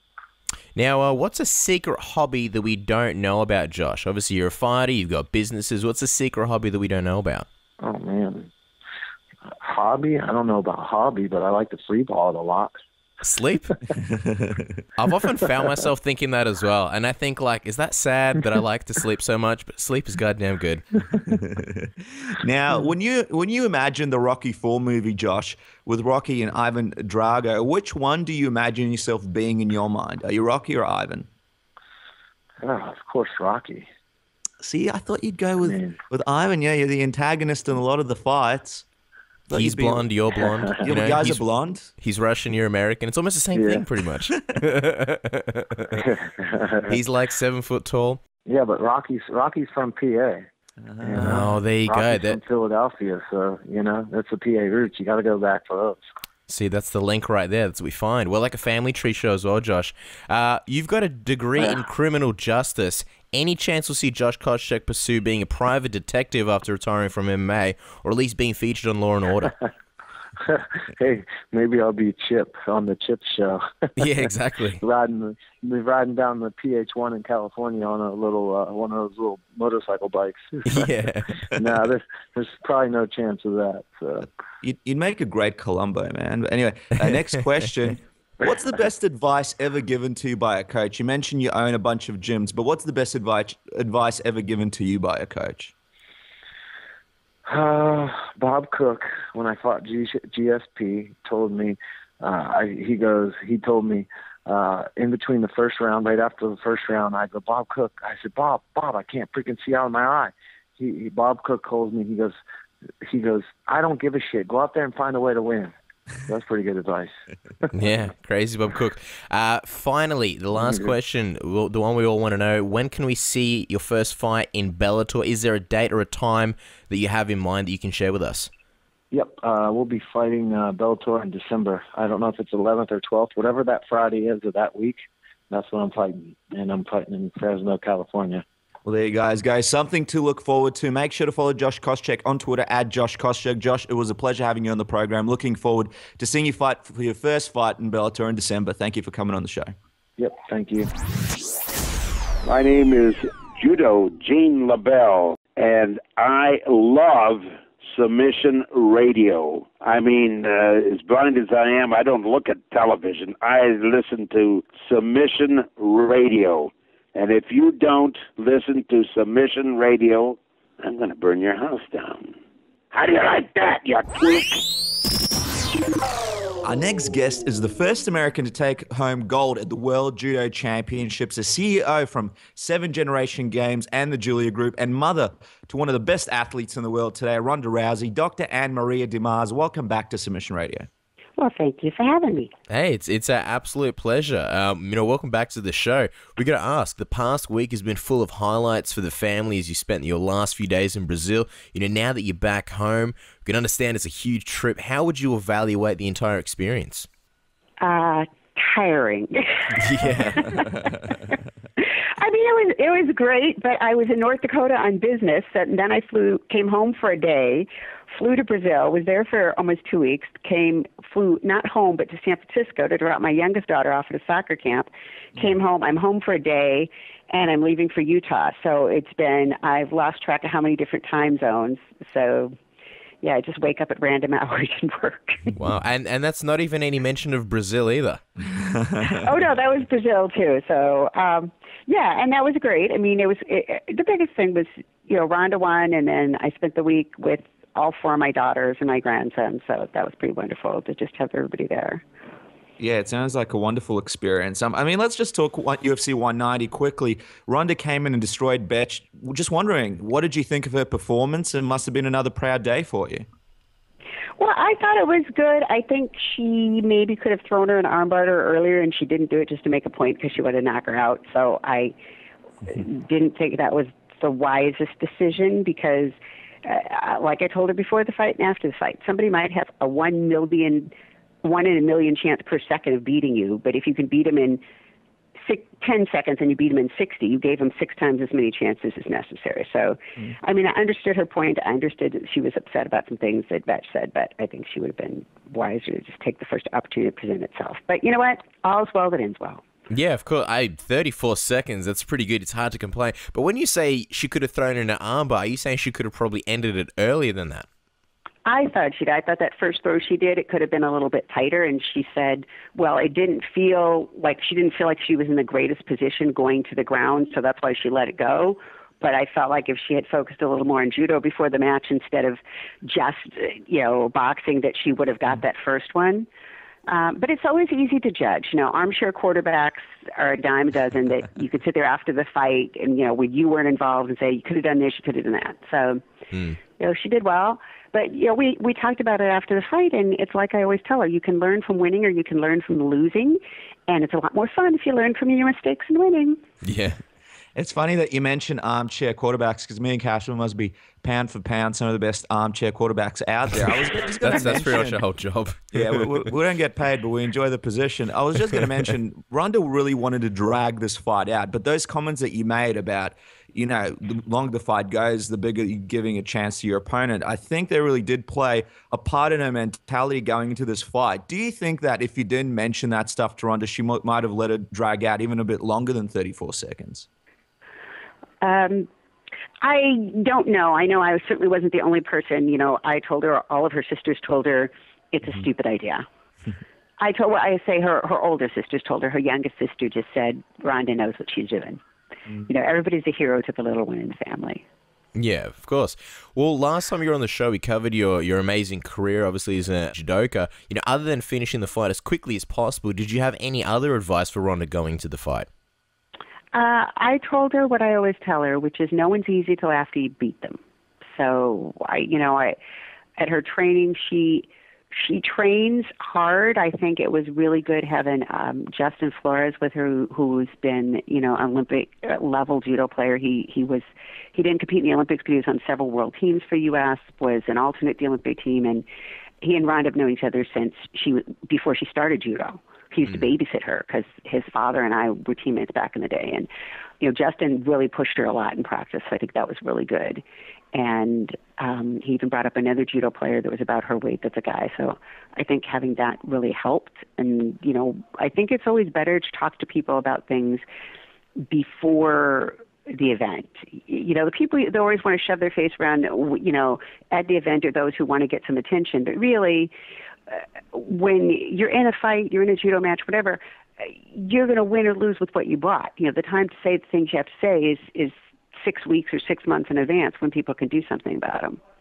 So I think her training was good as far as, Justin really pushed her hard. She works with Henner and Huron Gracie, who in the tournament. So interestingly, their program isn't known for being ultra competitive, but Huron and Henner themselves are really good. And so she worked with them a lot, and they're very wise. And they do a lot of things like have her get into disadvantageous positions, which she normally wouldn't get into in a match, but they have her do that a lot. So if it does happen, she's comfortable there and fighting out. So she's had some really good people around, for training. So I think that was good for her. Yeah, well, when we spoke to you last, you mentioned how obviously being the mother to Ronda Rousey, you worry every time she steps in the cage. Considering how much of an underdog Bethe was it still the same case this time, or could you breathe a little bit easier knowing how much of a favorite Ronda was? Oh, no, I worry about all my kids every day. They make fun of me about it, too. Jennifer's 29, so Mama, fine. Yeah, I know. Our moms are pretty much the same. I just wanted to ask you, and you mentioned before Betch's comments about the family, specifically your former husband and Ronda's dad. I don't know if anyone's asked you. We obviously saw how Ronda reacted to it and how she felt about those comments. I'm just wondering how those affected you, if assuming they affected you in any way. I just thought, what a bad person. I mean, it's not the first time something like that's happened. When Ronda was about 13 or 14, I used to say that I had never met a child I didn't like, because how could you not like a child, right? I mean, they may have idiot parents. Right before Ronda goes out to fight a match in one of our junior nationals, this kid says to her, right before they step on the mat, "I'm glad your daddy died." Wow. And I just brutal. thought, who raised you? And yeah, Ronda just went out and picked her up and thumped her through the mat. I just thought, Yeah, so the world has too many idiots in it. That's all I can say. Yeah, certainly. And the way she handled the situation was very, very inspiring for a lot of people. And I mean, there was a wonderful moment that saw you guys leave the belt at a judo academy in Brazil. Just wondering, when did you and Ronda first decide you'd be doing this, and what did it mean for the family to be able to do that? Well, I thought it was a great thing, and I told Flavio that they should auction off and sell it and buy things they need for the kids. And he said, no, there's no way I could sell this. We're going to keep it here. Another thing that Ronda did while she was in Brazil, and it's been going on, is sign up for some fundraising program called Represent.com, and they made up these shirts that said "Don't be a DNB." Yeah. And they've sold 24,000 of them so far, and the money goes to Didi Hirsch Mental Health Services in Los Angeles, which Ronda has done some fundraising work for before. Like once a year, she'll do a clinic and donate all the money to charity. And she did one where it was called "Don't Throw Up, Throw Down," and it was to raise money for Didi Hirsch to have programs for women with eating disorders. And the D&B shirt, so far they've sold 24,000 of them in 2 days, and that money also goes to Didi Hirsch. So, yeah, I think those things for charity are super, super important. Yeah, because, Sorry, continue. Well, it's like my grandmother said, and I think a lot of people's grandmothers tell them the same thing, that every talent you have is a gift from God, and you should do something to show that, it wasn't a mistake to give it to you instead of somebody that was, not so worthwhile. And so I think, Ronda has a fair amount of talent, and she's used that to help people out in multiple ways. And, I'm her mom, so I'm biased, of course, but I don't think she gets enough press for that, She gets a lot of attention if she says, tell somebody to fuck off, but she doesn't get near as much attention as she, donates $20,000 or way more than that to some charity. So. Well, I actually didn't know that, so that's good to know. But I did see the DNB T-shirts come out. It was literally only a few days ago, so it's amazing they've sold 24,000 of them already. Just take us in there, just really quickly. DNB, Do Nothing Bitches. Ronda mentioned it on the conference call we're actually a part of. What's the story there? And did you make up the term Do Nothing Bitches, or was it your mum that passed it on to you? Oh, my mother would never say anything like that in her life. Right. Are you kidding me? In fact, my mother's comment, I don't know if you've seen the Entourage movie. Yeah, but of course. My mom went to see it. My 82-year-old mother went by herself to see this movie. And then she calls me up and she says, tell Ronda that she was the best part of that movie. But her grandmother thinks there was too much sex in it. So I had not been to see the movie. So I went to see the movie with my youngest daughter, who is 17. And throughout the entire movie, every time some scene came up, Jolie would lean over and say, I can't believe Grandma watched this movie. Oh, yeah. So, no, my mother would never, ever say it. I don't think I used that exact phrase, though I might have. But, what I always told my girls, though one of them was a cheerleader, I will not say which one, so it's up to her, but is I don't want you to be a cheerleader. I don't want you to be the person cheering on other people doing things. I want you to be the person doing things. And, yeah, I really, really strongly feel that you shouldn't be standing on the sidelines of life clapping your hands while somebody else does things. You should be out there doing them yourself. A great example was that, actually, and a big moment for the family was when Ronda's book came out, because it was co-written by Maria, who's another one of your daughters. It was it must have been an interesting experience for you, because not only does Ronda have a book out, which is a major sort of milestone, a big moment for her in her career, your other daughter wrote it, and it's a huge project for her as well, and something that really pushes her career along. And then at the same time, it talks about a lot of stories from your life and your interactions with Ronda, some of the arguments you guys had, some of the moments you guys went through, the special moments, the occurrences, all from Ronda's perspective. I mean, what was that like? Because I know you would have read the book, and almost a whole family experience putting it all together. It's all out there now. Well, it was interesting because, they run things through lawyers, because in the U.S. we sue each other for a hobby. And the lawyer kept saying, has your mother read this book? Has your mother read this book? And Maria said, my mom is not going to sue us. You don't need to worry. We're not that kind of family. And I said, no, I won't sue you, but I am not waiving the right to smack both of you upside the head. So, yeah, I mean, obviously the book was written from Ronda's point of view. I did not agree with everything in it. I think it was generally, there were people that came off, I think, better than they deserved, and other people that came off worse. obviously my view on when she left home and her view are very different. But, I think it's something they say in marriage and family therapy, that every marriage is actually two marriages, his and hers. And I think it's true that every family is actually as many different families as there are people in it. But I thought the book was good. I thought it was extraordinarily well written. Of course, I'm a little biased. And it's funny because some woman who's a speech pathologist contacted me and wanted to know if Ronda's diagnosis when she was little was apraxia or dyspraxia. And I don't remember exactly. It's been a very long time. I mean, it sounds familiar, but I don't really remember. But basically, when Ronda was little, she had great difficulty learning to talk. And her sisters often were the only people who could understand her, and they would talk for her. And she would say something like, I don't know, and we were like, what? And she, the poor little kid, she was a tiny little thing. She'd just be struggling to make us understand her. And one of her sisters would say something like, Ronda wants chocolate milk. And whatever she had said had sounded nothing like, I want chocolate milk. But we would get her the chocolate milk, and she would be happy.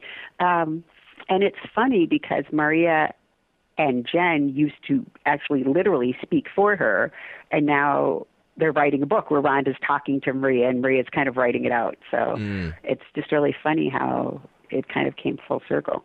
Yeah, I was going to use that word, full circle, except on a much higher level. That's pretty amazing. Before we let you go, just want to ask you a few questions future-wise in terms of Ronda's fighting. Cris Cyborg is the fight that everyone's talking about. Doesn't look like Cris will ever make the weight to fight Ronda, especially with the recent IV ban in the UFC. Seeing how Ronda is a fan of challenges, do you ever envision her taking Cyborg up on a catchweight after she finishes beating up, essentially the rest of the division? No, because Ronda's very motivated by spite. And she doesn't like Cyborg, so she's not going to do her any favors. So, no, I don't see that ever happening. If she came down to 135, Ronda would fight her tomorrow in the living room. So, Ronda's a pretty honest person. That would be a packed couch session with popcorn and I imagine some other delicious snacks. Cyborg got upset at Ronda over some comments that she made about her using PEDs, saying on ESPN that she cannot say anything about my doping. It was 2011. I've passed 6 tests and at the same exam she's doing because we're in the same organization now. People often find it hard to trust someone once they've failed a drug test once. Considering how long ago, do you think Cyborg deserves the benefit of the doubt? I am very skeptical. It's sort of like people who are alcoholics who get, have a DUI and they get arrested for driving while they're intoxicated. They say, "Oh, that's the first time I ever did that," and it never is. So, generally, when people get caught for alcohol or drugs, statistically speaking, they have done it many times. Now, I can't say about her. I don't know her at all, but all I can say is that generally, when people get caught with alcohol or drugs, it's not the first time they have ever done it unless they're the unluckiest person in the world. So I think anyone who has failed a drug test is under suspicion, and certainly if we have learned anything from the Lance Armstrong case, it's that people can be doping and still pass those tests. Eventually it comes around, I think. And so given that there's plenty of evidence that people do manage to get around the test and do drugs, and that they don't get caught every single time, and that she got caught once, I think that leaves her open to suspicion. And it's a little hard. It's kind of like if you cheat on your wife and then later on you're like, well, how can you suspect me? Well, because you did it before. It's a little hard to, when you get caught at something, then say, oh, how could you think I would do that? Yeah, trust is a big one, and you've made some interesting points. We've seen one of the last questions on Cyborg. We've seen Ronda beat girls at their own game recently, namely Bethe Correia, the brawler getting knocked out. This is a hypothetical. Let's say Cyborg makes the weight, the fight happens, everything's great. Do you think if she fought Cyborg, she'd beat her in the stand-up to prove a point? You mentioned she's driven by spite. I don't know. Like I told her about Bethe, I said, if you want to make a point, you could do a backbend on somebody's arm that makes a point too. Yeah, that's right. I can imagine maybe her approaching you saying, I want to knock this girl out, and you going, wait a minute now, just maybe armbar her in the first 20 seconds. That might be better. So There's a common phrase. I don't know if you use it in Australia, that you dance with them with brung ya.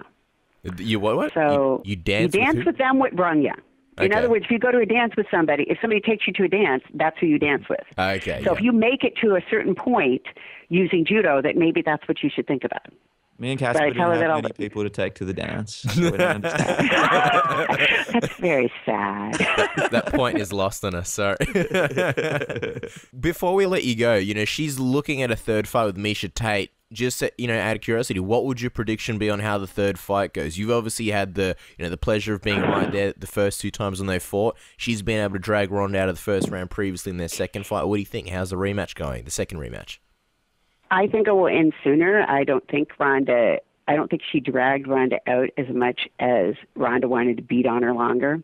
And I asked Ronda about that after the last fight because I thought there were a couple of points that I saw where she could have finished her earlier. And she said that she wasn't taking a shot unless she thought the odds were 100% me getting it, 0% her getting an advantage. So that she fought more cautiously in that situation because she couldn't stand Miesha so much that she wasn't taking a 1% chance that Miesha might even get the slightest bit of advantage. So, and again, I'm not sure that's how I would have done it, but I wasn't fighting. So, sometimes I ask her, like, well, what was your reason for doing that? And, and she has reasons. I don't always agree with them, but in that case, I could see her reasoning that if you really can't stand somebody, you don't want to take a 0.5% chance of them getting an advantage, that you pick your shots more carefully.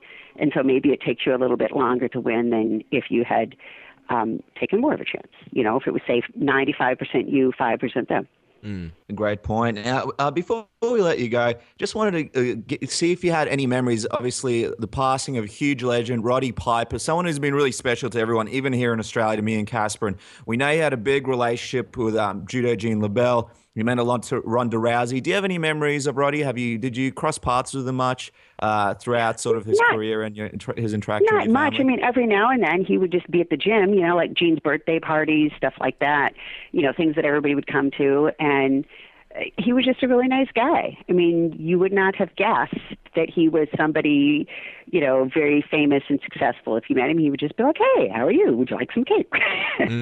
So it was just very sad. And I know Ronda talked about how, whenever she would talk to him, he would say how, oh, it's so great, the relationship you and your mom have. My son is my best friend. And, he said that many times. So I think that, when she heard that he passed away, that was her first thought of how, heartbroken his family must be. And that's why she said she wanted to, dedicate the fight to him, because she knew how, when you lose somebody in your family, you feel like your world has ended, but everybody else in the world goes on, because it's just Saturday. And so, I think he was a really nice man. He was always nice to Ronda before anybody had ever heard of her. Once you're very successful, everybody's nice to you. But he was really nice to her when she was just some kid in the gym. Yeah, no, absolutely. We read his book when we were a lot younger, and definitely a touching book.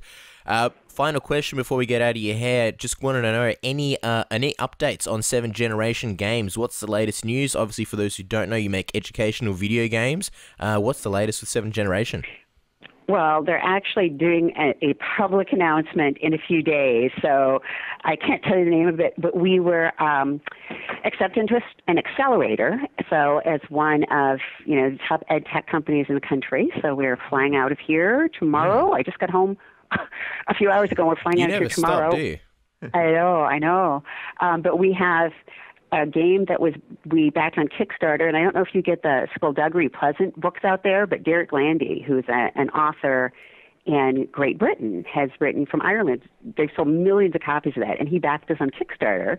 And one of the things he got, because he backed us for enough money, was to be in a game design meeting. So it was crazy having him in the meeting, having Ronda in the meeting, because she plays way more games than everyone else in the family. Yeah. And so we had a game design meeting from Brazil with Derek Landy and Ronda. So that was super, super cool.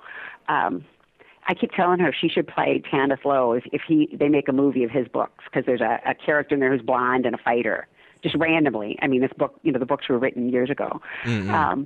So that's Forgotten Trail is coming out, and there's a part in it where Ronda was actually having us rewrite the part where she shows up in the game. So that's really cool. Because math is like sports, like anything. One of the reasons that people don't do as well at is they give up. They give up too easily. And so that's one of the things. So you'll have to play the game to see how we're programming it in to keep people from giving up. Well, you may. Sorry, I was going to say you may have just convinced Dennis and myself to take up maths again via 7 Generation Games. You guys are definitely going to have to be Googling 7 Generation Games the next few days. We look forward to that press release to find out exactly what is happening. Don't forget to go to www.7generationgames.com. And, of course, you can follow AnnMaria on Twitter, Dr. AnnMaria. Make sure you do. Lots of great information and inspiring blog links up there. Again, it's an absolute pleasure having you on the show. Thank you so much for taking the time. Well, you're very welcome. And now I have to go cook dinner for my grandchildren because that's what I do besides armbar people. And there you guys have it. Ronda Rousey's mom, Dr. AnnMaria De Mars. What a pleasure to have her on the show, Cass. Such a knowledgeable person when it comes not just to fighting, but all things to do with life, and always fun to have her on the program. Yeah, she's a bit of a sweetheart who could kill us. Yeah. And I feel like she outed us as armchair quarterbacks. Or keyboard. We're not keyboard warriors, but, armchair quarterbacks. I'll tell you what, the quarterback is the best position, so it could be worse. It could be like armchair bench warmers or something. I don't know. We're right in there on our armchairs. We're like one of the key players. Yeah. My armchair has warmers, so if that means anything, it has like sweet leather armchair warmers. I don't know anything about football. Do quarterbacks get all the girls? I think they do. That's where I want to be then. We might need a few of our American listeners to shoot us through some comments. Let us know if being a quarterback is advantageous for submission radio. But from what I've seen on all the movies and shows like Friday Night Lights, it seems to pay off. Yeah, I think the QBs get it done. I think the defenders, they're usually big dudes, and I don't think they get as many chicks. Yeah, I wouldn't want to be like a running back because you and me aren't really known for our running, are we, Cass? We're not known for much, are we? Especially not our running. There was a bit of a cheeky UFC event, wasn't there, this weekend? UFC Fight Night Nashville versus Saint Preux. Pretty cheeky. You're going to talk about a few of the happenings. I want to kick it off starting with the Uriah Hall, Oluwale Bamboche fight. First round win for Uriah Hall. He's back on the winning track. What did you think about this fight? It was over before it started.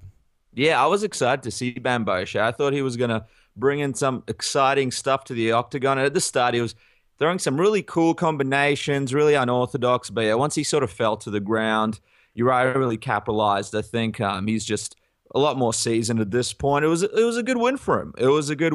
I mean, it was 2 weeks. Bamboche had 2 weeks to prepare for the fights, and Uriah Hall is a difficult cat to prepare for. But nevertheless, it was a good win for Uriah Hall. Hasn't really answered any questions for me personally about Uriah Hall. Still don't know where he is mentally and if he can still deliver in those high caliber fights. But nevertheless, he jumped on an opportunity and finished the fight. So who knows? Maybe Bamboche is a killer. I'm looking forward to seeing his next fight in the UFC. Looks-wise and like moving around, kind of reminded me of Sokoju. Uriah Hall, you're right in terms of the answers. I mean, it was a good win, and he needed to get back on track after his loss to Rafael Natal. But yeah, like you mentioned, Bamboche coming in on 2 weeks' notice. Obviously, Joe Riggs was originally supposed to fight Uriah Hall. We were just talking about it before we started. He mentioned how Joe Riggs is very, very injury-prone. Injury-prone. It's unfortunate because when it was announced that he was coming to the UFC, a lot of people were very excited. And now it seems like it's pretty difficult to actually get him into the octagon. And he's really up there at a ripe old age. He's had a lot of fights. There was obviously that incident with the gun where he almost was like really, really seriously injured. He seems to have recovered from that. I believe in one of his recent fights, he had like a neck injury. So I hope old Joe Riggs is doing okay. But yeah, look, we'll see. The thing about Bamboche, this is only like his, I think 6th or 7th fight. And this is his UFC debuting against Uriah Hall. So pretty tough customer. I'm sure he'll bounce back. Hopefully he gets a full camp to prepare and we see what he's made of. Yeah, certainly. I mean, if I'm the UFC, I'm going to give this guy a chance to really get the jitters out and have a good run in the company because he's an exciting guy to watch. And just on Joe Riggs, he has been moved to the September 5th card against Ron Stallings, a guy who previously fought Uriah Hall and actually got the better of him in a little bit of that fight. So going to be interesting if old Riggsy can hang in there. Like you mentioned, did have to stop the fight against Ben Saunders because he just got a neck injury. So he's just sort of fallen apart at this point. He's only 32 years old. Wow. But he's just been through the ringer so badly. And I mean, like you mentioned, that gunshot wound almost killed him. So, yeah, I don't know. Maybe he's too tough for his own good. Maybe he, I don't know. I don't know what it is. He seems really tough, old Riggsy. Yeah, that's right. Old Riggs, hey. Putting an Aussie twist to everything. Everyone's getting Aussie nicknames now. Ray Borg, old Borgo, the Borgster. Good performance by him, man. Gianna Herrera making his UFC debut. I just want to say, Gianna Herrera fighting Ray Borg on his UFC debut, that's a really tough entry into the UFC. He got thrown into the deep end, don't you think? Oh, absolutely. Borg, absolutely fantastic in this fight, but Herrera not giving up. On the bottom, trying to, work off his back, go for submissions. It made for an exciting fight, and I think this kid's got a pretty bright future. I really liked it, especially the first round, all the transition, 11 submission attempts in the first round. I mean, this is one of those fights where, every now and then you do get one of those fights you're watching and you're like, fuck, the ground part is so boring. I'm not saying and obviously you and me, we've done I don't know if I'd say a lot of jiu-jitsu. We've done our fair share of jiu-jitsu, so we can certainly appreciate it, but there are certain fights where it just kills us. And, the casual fans is even worse. But for those casual fans, this is the kind of fight you turn on, you tell them to tune in, you go, watch this fight. This is sick. This is some awesome ground fighting. A lot of great transitions. There was a few good sweeps. Ray Borg, man, the dude's a workhorse. He just doesn't stop. Constantly going. I was just amazed at how both of them exchanging submissions nonstop. Yeah, and with a nickname like the Taz Mexican Devil, you can't not be a beast. I thought he'd have Cy as his nickname, Ray Cyborg, but there's already a cyborg out there. People might start thinking he's fighting Ronda Rousey next. That could be awkward. Right. But it could, if he had a website, it would include his Google SEO. People would be Googling Cyborg, they'd step onto him, boom, Ray Borg. He'd be piggybacking off of Google ads. She wouldn't know what hit her. Yeah, exactly. That reminds me, we need to change our website, submissionradio.com. By the way, everybody needs to jump on our website. There's a lot of fun stuff on there. And if you haven't been on there or don't really know, we do have a website. It's mobile friendly, submissionradio.com. But maybe we should change our website. It's everything friendly. It should be called Ronda Rousey. Conor McGregor. Call it Ronda Rousey, Conor McGregor. Ronda Rousey,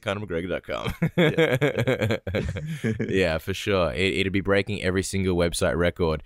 But yeah, Ray Borg, 22. Can you believe this? He looks older, don't you think? Yeah, well, I mean, he just makes everybody feel like they haven't done anything with their lives. So thanks, Ray Borg. Yeah, it makes me feel like a prize asshole. 25 years old, still not doing much. Amanda Nunes versus Sarah McMahon. I was really frustrated originally when this fight was originally going to be on the prelims.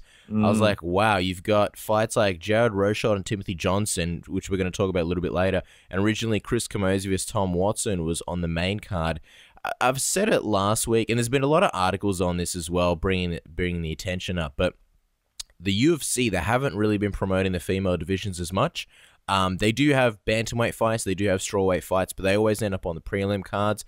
And it's like, at this point, when both girls, Joanna and Ronda, are extremely dominant, you need to promote the other women in the division. You need to promote the division in general, because I feel like any day now we're going to have a contender in either division and no one's going to know who they are. Amanda Nunes, she's a beast. Sarah McMahon, she's been wanting to get back at Ronda Rousey. And before this fight, I was sort of looking at Sarah McMahon and thinking, she might actually be able to have a semi-competitive fight against Ronda Rousey. The first one ended so quickly. This one sort of, put the damper on that. What did you think of the fight, Dennis? Yeah, just Amanda Nunes, super tough. Just an animal. I really can see her as a contender in the future. The UFC really does need and I'm happy that they put her on the main card, like you said, highlight her more, because they got to build her up. She's very ferocious. I mean, the wins that she did have over Shayna Baszler, that war that she had with Kat Zingano, all great fights. And this win against Sarah McMahon was very impressive. I was very impressed with her composure, her ferocity. Sarah McMahon, she did her best, but she's just not there in the striking department. So she's a great wrestler, although sometimes she's not the best MMA wrestler. She's a great Olympic wrestler. Sometimes it doesn't translate. She doesn't quite dominate as much as you think she would. And Amanda Nunes, she had some good takedown defense. And yeah. I don't know. When I look at Sarah McMahon, I think she's a great athlete. I just don't see that fire in her. And Amanda Nunes looks like somebody who lit a fire under her ass. I wouldn't want to get in her way. She looks like an absolute machine. And it's certainly a commodity to the division, Cass. I think a lot of people have sort of forgotten about her, but there you go. Another person in the division. What did you think of it all? Yeah, she's a beast. The way she fights, she trains for American Top Team, but the way she fights, and of course being Brazilian, you could easily mistake her from being from like Nova União and training with like Jose Aldo and Renan Barão and the good time bunch over there.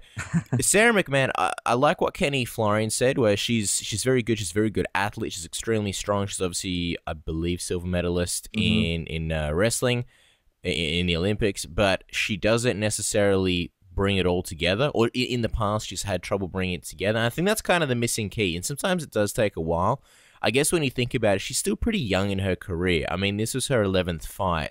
There are guys coming into the UFC that have had like 20 plus fights, and sometimes you see them mature once they've had a fairly lengthy UFC career. I mean, take a look at Rafael dos Anjos. He's only just recently been able to put everything together. So, and I mean, she's got good knockout power. She had some really good moments to get Miesha Tate again in striking. Sometimes she makes poor decisions, I think, in fights, like when she consistently took or tried to take Miesha Tate to the ground when Miesha had all the advantages.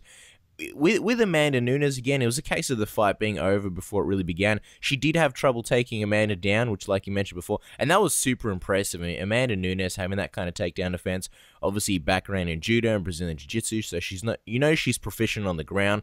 And then against Kat Zingano, she was doing really well up until she lost. So this is a great performance. I mean, the way Sarah McMahon, she went for that kick. I don't know how much she committed. I think sometimes fighters use those kicks just to keep their opponent at distance. And I think she was trying to utilize a new weapon. And Amanda Nunes just pounced on her too much. As soon as she turned around, she was met with that punch from Amanda, and it just dropped her straight away, which is pretty crazy. I mean, Amanda's always had, really good striking, but not really known for sort of like one punch knockout power. And she was pretty much there. So it was a great fight, and I'm really glad it was on the main card. Yeah, and Sarah, being predominantly a wrestler at the beginning of her athletic career, is still at that stage where she's not great at taking punches and she's not used to it. Everybody saw the knee from Ronda Rousey, and people that start off in Muay Thai and work their way through are just used to taking a lot of shots. Their body's conditioned to it, and once they get hit in the face, they don't panic. And with a lot of wrestlers, as people know, guys like Brock Lesnar and many other wrestlers, they're not used to getting punched. And that's very difficult to get used to, Cass. People don't realize that, because when you're a bit older, it's not as easy to pick up when you're younger, much like many other things. And I think Sarah's become a little bit better, but she's still got ways to go. I mean, it also doesn't help the fact that she has faced probably some really high-level competition. Apart from Lauren Murphy, I mean, she's lost to Miesha Tate, who's fighting Ronda Rousey next. So the division is so small at the moment. Who knows? In 10 years' time, Miesha Tate may be one of the all-time greats, and so may be Amanda Nunes. So really fighting some tough competition in the division. And with Sarah McMahon, her window to make those improvements, it is closing, because she's 34 years old. By contrast, Miesha Tate, she's 28. She's got 6 years before she catches up to Sarah McMahon's age. So the time is really now. And if you've seen those countdowns or embeddeds, Sarah McMahon has like the cutest daughter that there ever is. I mean, if someone's like, what's her name? I'd be like, I don't know, Cupcake, Sweetie Pie, something like that. She's just like a miniature version of Sarah McMahon. So, she wants to win. She wants to bring that title. She needs to make that money because, again, if you've watched those countdowns, her car's not flash. She doesn't live a flash lifestyle. So she wants to make that money in MMA. The time is most certainly now. Yeah, and hopefully it happens. Now, moving on to the next fight, Kaz, Jared Rosholt versus Timothy Johnson. Timothy Johnson, for people that don't know him, new to the UFC, only 30 years old, but has one of those kind of trademark heavyweight looks. Not someone that you want to mess with in the docking yard, and coming in on a bunch of straight first-round wins, 3 straight first-round wins and a bunch of TKO wins, only one loss previously to Lance Peterson. This guy looked like he was quite dangerous, and I mean, the UFC is struggling to find heavyweights. Just found the placement of the fight a bit strange, quite high up on the card. Looking at this one, Cass, did you think this was going to be a lock for Jared Rosholt? Yeah, well, Jared, he's won a lot of his fights via wrestling. Timothy Johnson, he's had a lot of wins, but against Shamil in his last fight in UFC Fight Night 63, he got a good stoppage, but I thought if Jared wants to, he should be able to control him. He does have that wrestling style, which is another reason why it puzzled me. Like, why Why was originally Nunes and McMahon on the prelims and yet Jared Roshaw versus Johnson on the main card? And nothing against either of those guys, but you just got to think like Jared Roshaw, he has had a lot of criticism in the past for having boring wrestling fights. And he's certainly doing his best to really stand up and strike, and he's getting some decent wins. Kind of reminds me of a John Madsen from the Ultimate Fighter season 10, and John Madsen just went on this massive tear of basically out wrestling guys and out grappling them, similar to like a John Fitch, until he got beaten and then he was fired straight away. At least with Jared Roshaw, he's really trying to make exciting fights. But anyway, nonetheless, I mean, it wasn't a pretty fight and it wasn't a technical fight. Jared Roshaw was winning. Timothy Johnson constantly went to clinch with Jared Roshaw, which is something I don't really understand. I don't know why you'd want to do that against the wrestler. He did have success. I believe he took Jared down early in the fight, possibly in the first round. But from there on, you would think that he'd want to keep the distance and fire off those big shots. He didn't have too much success with it until the very end of the fight. It was like the last 30 seconds where he hurt Jared Roshaw, and then for some unexplainable reason, he decided to take Jared Roshaw down. It was crazy. He was down 2 rounds. It was his only chance to win the fight, hopefully knock Jared Roshaw down. He hurt him. He seemingly had him rocked, and then he tried to take him down. I don't understand it. And you should have seen the way Twitter blew up. You should have seen the whole MMA world. It was insane. No one could explain it. My only theory, and this is literally just a theory, is that maybe this is something that he was practicing in training, like he was drilling, combination to a takedown, and then when he hit, when he hit the punches, maybe his instincts came in and went, all right, I'll combine it, take him down. Maybe he just didn't realize that it's the end of the fight. It is the very end of the 3rd round, but yeah, it was a bizarre choice by him. I don't know why you'd want to take Jared Roshaw down. He took him down and then lost the fight. Yeah, strange. I was impressed with it, Timothy, the fact that he kept punching. I thought he'd gas pretty soon, being such a big guy, but he had a bit of cardio. Jared Roshaw looked like he came in decent shape as well. I mean, I guess there's always a spot for a guy like Roshaw in the heavyweight division. This is his 2nd win now. Last loss was to Alexei Oleinik. What do you think next for Roshaw? Does he get thrown in with someone decent, or does he keep fighting sort of newcomers like Timothy Johnson? I don't think this fight did that much for him, and he was the first one to admit it. I think he'll still be around this same level. I don't know. I don't know. If he's going to be fighting inside the top 15, it would be somebody on the very outside. Yeah, no, absolutely. Who knows who it could be? I mean, Matt Mitrione is desperately looking for a fight, messaging a bunch of people. Maybe they can sell him on that fight, although I don't really see a point in putting that one together. Yeah, well, Matt Mitrione wants to come down to UFC 193, wants to come down to Australia. He's been here before. I don't think he's ever fought here, though. He was here for 127 with Chris Lytle, when Chris Lytle fought Brian Ebersol in an absolute classic. Just having a look at the rankings. Maybe Stefan Struve could be interesting. Alexei Oleinik, the guy who beat him last, he's right there at number 15. And wow, Matt Mitrione, I thought he was high. He's only at number 13. So yeah, they could do Matt Mitrione versus Jared Roshaw. They could do him and Stefan Struve. Could be interesting. Struve, if Jared Roshaw does take the wrestling route and try and take him down, Struve's got good Brazilian Jiu-Jitsu, so that could be exciting on the ground. And guys do creep in on Stefan Struve and pass his reach, so there's a good chance they'll throw down Matt Mitrione. If I had to pick somebody, I'd pick Matt Mitrione to beat him. Matt Mitrione's very quick, and he does have some submission losses. And he's been knocked out a few times, but he's pretty good. Yeah, well, we'll see what happens with him next.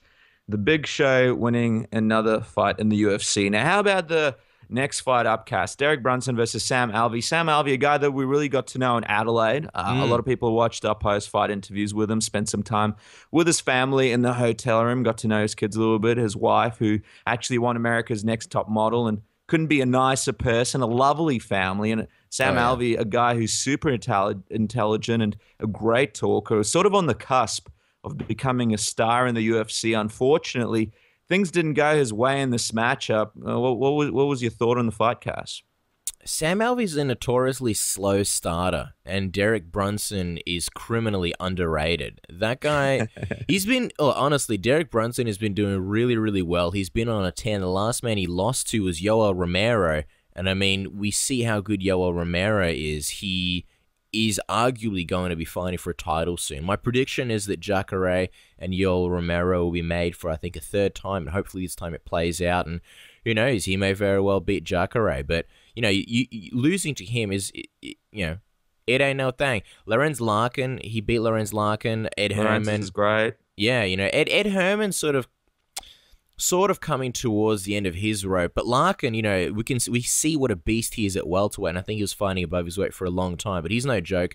Ed Herman, again, you know, he's a veteran, he's still a good guy, and then you've got Sam Alvey. Yeah, like against Cesar Ferrara, for example, Sam Alvey, he didn't do much. He really didn't do much, and he didn't look that great until he looked amazing, and he knocked out Cesar Ferrara. You know, Dan Kelly pretty much knocked him out straight away. Dylan Andrews, I mean, he was arguably getting beat until Dylan Andrews made a mistake, slammed him on top of himself, and kind of knocked himself out. So we love Sam, we love seeing him get the knockouts, but Derek Brunson, you know what, it was risky play by him, because he went out there, he rocked Sam Alvey, and that's usually when Sam Alvey wakes up a bit, and rather than hanging back and being careful and trying not to get hit with one of the counter shots, he just kept blasting. What I was probably the most impressed about with Derek Brunson, because we know he's a good fighter, but the most that impressed me was his killer instinct. It was on point. He looked like a psychopath in there, and I mean that in the best way possible. Yeah, well, great analysis. Yeah, Derek looked fantastic. Sam Alvey got hit with some really good shots. You really saw his head fly back, and then he sort of complained because he felt like it was an early stoppage by the referee. I mean, I looked over it a couple of times. I could see why he thinks it's early. I think I still get the stoppage. I think it would be a lot earlier if he didn't sort of fall to the ground before Derek pounced on him. But certainly maybe a couple more shots could have been let in by the referee, do you think, Cass, before it was stopped? Yeah, I think this is one of those grey areas. Like, Sam Alvey's a really tough guy. And sometimes, again, there's that grey line, or whatever, blurred line between guys that are a little bit too tough for their own good and the fight has to get stopped. With this one, I wouldn't have minded if it went for an extra, like, 1 or 2 seconds. When you watch the replay, Sam doesn't actually get up until the referee stops the fight. So it's not like he was mid-takedown or anything like that. I mean, Derek Brunson was hitting him with shots. They weren't like, you know, devastating shots. It wasn't like Gustafsson, Johnson, but they were still doing damage. I don't know. I guess you got to really look or remember the brutal shots that Sam Alvey was taking before that. You know, if he just got dropped with one shot, and then Derek Brunson had those extra 2 shots and Yamasaki stopped it, then I'd be pissed. But because he took such an onslaught of punishment on the feet prior to falling, I think you can sort of justify it. It was a little bit earlier, but it wasn't that bad. Yeah, I mean, I think Sam and a lot of the fighters need to be careful how they fall to the mat, because once you sort of fall down, even if you trip or if you sort of off balance, it can really make the referee think that you're like knocked out. And even if you're not, having that before a couple of shots being landed, I mean, that can cause a stoppage straight away, because the referees are just trying to look after you. So now I understand what Mario Masaki was doing, and at the end of the day, he was trying to protect Sam. But yeah, a big loss for Sam Alvey, a guy that was on his way up and into superstardom. I was a little bit disappointed with Derek Brunson after in the post-fight speech when he said he was going to be taking some time off. I really think he's on fire lately, and like you mentioned, under the radar. A lot of people don't really know much about him. If anything, I think this is the time for him to really try and make a run and get some fights back to back. His last fight was in January, so not that long ago, but you'd hope that he doesn't take a massive break, do you, Cass? No, and honestly, he's been underrated for a very, very long time. Well, not necessarily underrated, but just forgotten. He hasn't been on anybody's radar. He's number 15, and I think he's a lot better than his rank suggests. I think he can go in there and he can definitely mix it up and beat a lot of the guys in the top 15. So, you know, especially now, having a fight like this is his signature win. For sure, his signature win. Destroyed a guy like Sam Alvey, notoriously tough, and now he wants to go on a break. I mean, look, I'm sure he's got his own reasons for it, but yeah, I agree with you. Now's the time to book another fight while people remember you as that killer who stopped Sam Alvey and ride that wave of momentum.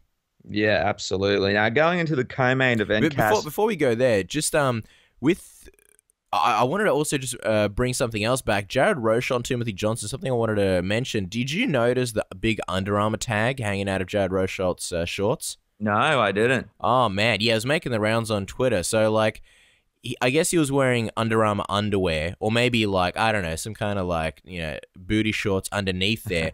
But the tag was, like, really, really big.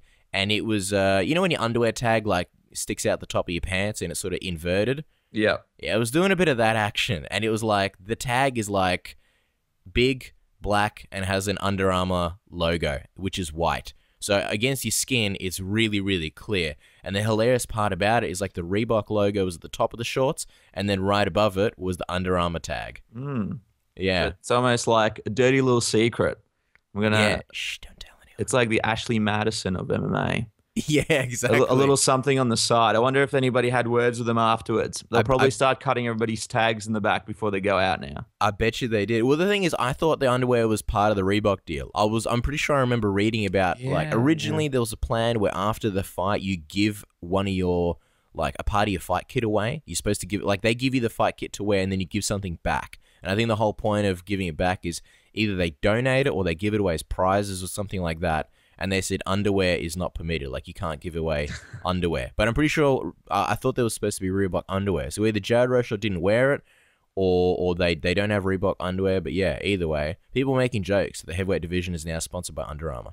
Jeez, or he's part of Team GSP, sponsored by Under Armour. I'll tell you what, there's someone in Under Armour smiling right now, a diabolical genius who created those tags, but I'll tell you, I know they're not letting the underwear get handed in for auction, but I feel like a lot of the women in the females division could have made a lot of money for the UFC with some of that stuff. A lot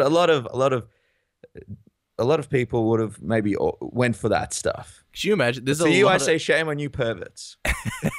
There's a lot of pervs out there. Oh, guaranteed. It goes without saying. I mean, you see the shit that people are saying on the internet, YouTube comments like, oh yeah, nice feet, and all this weird stuff. You better believe the underwear would be flying off the racks. Yeah. I don't know how much underwear Jared Rocha will be selling, but the women for sure.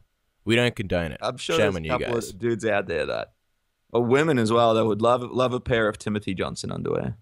We'll see what happens with that. Now, come with a mustache. Speaking of guys in demand, how about Beneil Dariush versus Michael Johnson, Cass, in the co-main event of the evening? Michael Johnson, a guy that's been out of action for quite some time, but a really big part of the Black Zillions, and he was a big part of Tough as well. Jim versus Jim. Were you happy to see him back and fighting again, Cass? Yeah, for sure. I mean, he had that big win over Edson Barbosa, and he's on a tear. He's on the tear of his career. Basically, his tear consisted of Joe Lozon, Gleison Tibau, he stopped him, Melvin Gillard, and then Edson Barbosa. I believe that was Melvin's last fight in the UFC, but Barbosa was the big one. Barbosa was the one where he was looking really good, and then Michael Johnson beat him. Unfortunately, things didn't go his way. A lot of controversy. I'm going to get straight into it, right? So, essentially, Beneil Dariush won, Michael Johnson lost. I rewatched the fight on mute just in case there was something I missed. But as soon as the decision was announced, everybody went nuts and everybody unanimously agreed that Michael Johnson should have won. I thought, well, all right, let's double check. First round, Michael Johnson. Surprisingly, there's not that much action in the first round as you would think. Neither guy really did that much. They're both pretty cautious. Michael Johnson controlled the center of the octagon for majority of the first round. Then he dropped Dariush. So, given that it was a pretty uneventful first round, Michael Johnson dropped him, 100% give him the first round. Round one of Michael Johnson. Second round, Michael Johnson definitely found his groove. Dariush did not do much. We saw Rafael Cordeiro tell him, Dariush, go for the kicks, go for the body kicks, you'll kill his left hand. I'm assuming that's so that every time Johnson would reach out with his left hand, he'd get a body kick and it would stop him from reaching out and throwing that same punch. Dariush tried to do that at the start, but pretty much gave up and abandoned that game plan after the first 30 seconds to a minute because it wasn't working out. And it kind of went a little bit in defensive mode. Every time Dariush shot in for a takedown, Michael Johnson stuffed it. I believe it was 100% stuffing rate for Michael Johnson. At one point, it was 7 out of 7. I don't know if it made it to 8 out of 8, but he stuffed at least 7 takedowns. Dariush got none of them, which is obviously where he wanted the fight to go. So round two was far more dominant by Michael Johnson, so that's 2 rounds right there. He's already won the fight unless somebody got stopped, and they didn't. And then the third round, I still think Michael Johnson won, but it was pretty close. Michael Johnson's output faded a little bit. He still did pretty decent. Dariush finally sort of caught his wind. He got a little bit of momentum, and he hit Michael Johnson pretty decently with the jab. There's a few times he knocked his head back, but that's pretty much it. In my eyes, 100%, 3 rounds actually. 3 rounds to Michael Johnson, 2 if you really want to argue, but he definitely won the decision. The judges, I don't know what they're doing. I don't know who was playing Game Boy. I don't know who was playing with their phone or reading a magazine. I don't know where they thought they were, but the judges got it wrong. My only explanation is that when they look at names like Michael Johnson and Beneil Dariush, they probably thought, oh, the white guy is Michael Johnson. So maybe that's what happened. I don't know, man. But that was a massive robbery. And honestly, the time now, like I think every time Michael Johnson fights, it's like I really felt like he was getting closer and closer to a title shot. Not necessarily title shot, but he was really getting in there. You know, he was starting to become considered an elite lightweight. He was ranked number 5th. The only guys in front of him, Eddie Alvarez, Khabib Nurmagomedov, Donald Cerrone, Anthony Pettis, and Rafael dos Anjos. So you've got a bunch of ex-champions and guys that are about to be fighting for the title, and that was his big break to really crack. It's not like he's going to fight Eddie Alvarez, they're teammates, so it was either going to be Khabib, Cerrone, or Pettis, or dos Anjos. So he was really in the thick of it, and this loss, it really sets him back. What did you think of the fight, Dennis? Yeah, no, I agree with you. Great analysis there. Really shows why a lot of people thought Michael Johnson won. A lot of people say it doesn't really matter because most people know that he won, even though he didn't get the decision. But I really do think it matters. You know, it goes down in the official record books, and after a while, everybody's going to forget this fight because there's so many UFC events, and they're just going to look back and be like, oh, he lost his last fight, not really remembering that he probably actually won it. So I think the UFC are going to go ahead and book a good fight for him next. I'm not sure who he could fight next. I know Cerrone looks like he's got the title shot. I don't know who Khabib's going to fight. Wonder if he's going to fight Pettis or maybe he'll fight someone else. Everybody's talking about this Nate Diaz fight, but he doesn't really want to fight Nate Diaz. I think he realizes that it might be a waste of time for him because he wants a high-ranked opponent.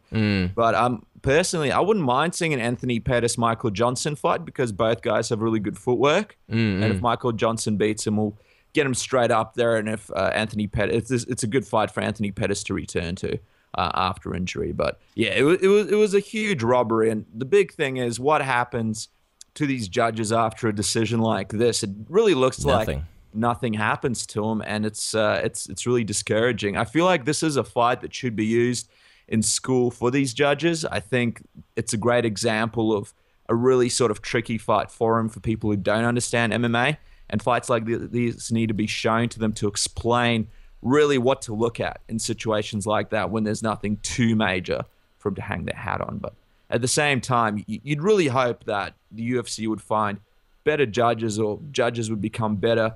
It just seems like there's ridiculous decision after ridiculous decision. And unfortunately for Michael Johnson, it doesn't seem like there's much he can do about it. So, I don't know. It was a very disappointing moment for everyone, I think. Yeah, well, I mean, it doesn't look good for the commission in general when you've got them, Mazzagatti at World Series of Fighting 22, I think it was last weekend. Fiasco. That fiasco, the big World Series of Fighting fiasco of 93, and then you've got this blatant robbery. And, it reminds me of Diego Sanchez and Ross Pearson. I think that was the last absolutely brutal robbery that we've seen. But the difference is, like, Diego Sanchez, he's a volume puncher. He goes out there, he likes to brawl, he likes to throw down.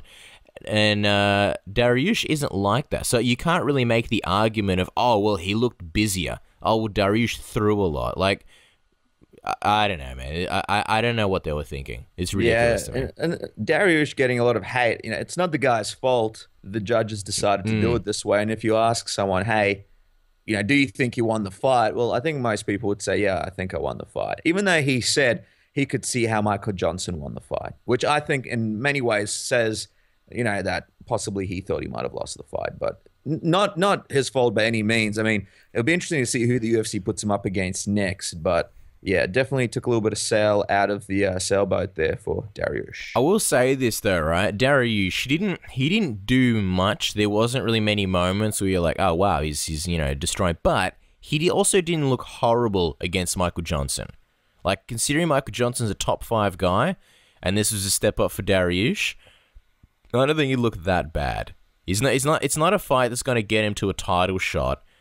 And yeah, the other thing about this fight, this is a super, super, super risky fight for Johnson, because Dariush is a relative unknown, and he was going to be fighting Benson Henderson originally. So out goes Benson, in comes Dariush. You know, it's one thing to lose to Benson Henderson, a former champion. It's another thing to lose to Dariush. So I feel even worse for Michael Johnson. But yeah, I got to mention, like, he didn't look horrible, Dariush. You know what I mean? Considering he's fighting a top 5 guy, didn't look that bad. And it's tough to fight Michael Johnson because of his footwork. Henry Hooft has really done an amazing job with him. So I think he'll be an issue for anyone who he fights. But you'd think Michael Johnson will want to get back in that octagon as soon as possible and really kind of win another fight to sort of get over this whole negative situation. So about the main event, Glover Teixeira, OSP, they're in OSP's hometown. This is the first time OSP's mum has come out and watched her son fight. Man, if it was my mom, I'd be like, Mom, get your ass out here for my amateur, my Took her a while. my everything. She's like, I won't go to a card that you don't headline. But I think he's headlined cards before, actually. Yeah, he has. Against Ryan Bader. Now, look, that's fair enough. You know, different strokes for different mums. Glover Teixeira, both these guys needed wins. Glover Teixeira obviously came into the UFC on a massive, massive hype, fought John Jones, lost to John Jones.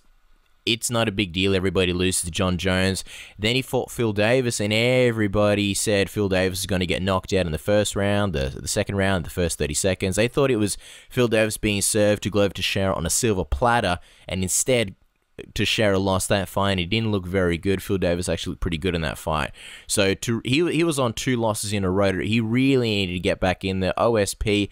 He's a guy more on the upswing. A couple of great knockouts over Shogun and Pat Cummins. So he really needed this win to, again, become the real deal. What did you think of this fight going, and who did you think was going to be coming out with their hand raised? Yeah, I thought Glover Teixeira was just going to destroy OSP. Wow. You know, to me, yeah, I don't really hold OSP very highly. I'm not a big fan of his skills. I think he's a very great athlete, and he's got a great body for MMA. But a lot of the stuff that he does, a lot of his unorthodox strikes, and a lot of the way he carries himself actually leaves him open for experienced fighters. I thought it was going to be just an absolute destruction. I didn't think OSP had anything to give Glover Teixeira, and I thought Teixeira was just going to go out there and annihilate him within the first minute. What about you, Cass? OSP looks good in the first round. I actually thought it was kind of a bit of a pick'em fight because Glover Teixeira, he had technically the better striking. They both had knockout power. Glover Teixeira is a smaller guy. OSP's got that reach. He's a phenomenal athlete. Not much in the cardio. You know, wrestling-wise, Saint Preux does get taken down, but he can also get back up as well. Ryan Bader, we saw Ryan Bader control him. Glover Teixeira's got underrated. I don't know if it's underrated. I think people know that Glover Teixeira's got pretty good wrestling. Yeah, he's great. For a guy who doesn't really have a wrestling background per se, he's got pretty good wrestling, and he's very good on the ground, BJJ black belt. But I just thought, look, OSP is one of those guys, sometimes the athlete wins. Sometimes you see it happen there where the more experienced fighter, the better fighter, loses to just a superior athlete. And I thought maybe OSP is going to turn the corner. And, you know, he's very creative on the ground as well. He's got a few interesting submissions to his name, does OSP. So I thought it was actually going to be a pretty close fight. In the first round, man, kudos to Glover Teixeira because he took a big ass kick to the midsection. I don't know whether he hit his liver or anything like that, but it was a big kick. You could hear it, and OSP absolutely swarmed on him. But after that, it was pretty much all Glover. He took him down with ease. He controlled him on the ground. There was that moment where OSP was on top, looked like he was going for a Von Flue choke. But the experience of Glover Teixeira and his technical striker was just too much for OSP. This is the win that Glover Teixeira really needed. Yeah, I was really impressed with the OSP in the fight. I mean, like, my prediction was a lot different to what happened. And I actually, like you said, thought I was going to beat Teixeira at one point. Just OSP, great athlete. Looks like he's improved his striking a bit. He's not as sort of loosey-goosey, not as open.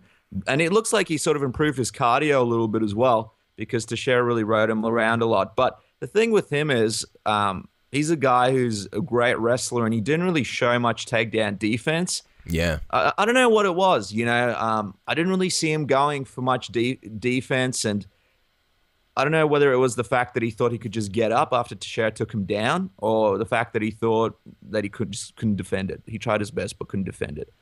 I don't know what it was, but it just seems like if he sort of tightened up in that area and stopped Teixeira from taking him down, the fight could have been his.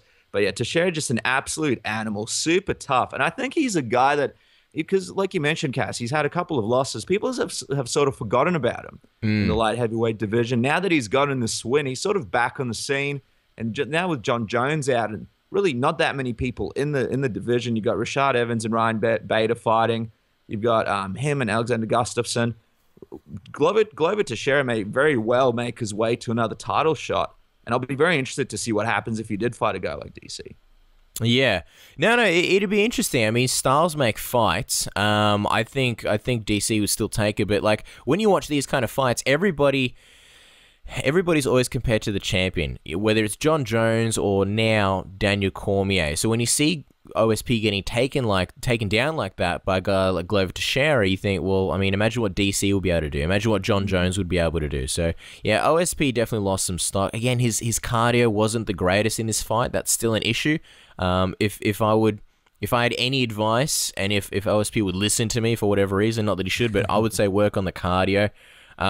Again, he's still fairly young. He's got a lot of time to improve. I'm hoping that he can be a force at light heavyweight, because the light heavyweight really does need some, fresh new stars, and they need people for the future.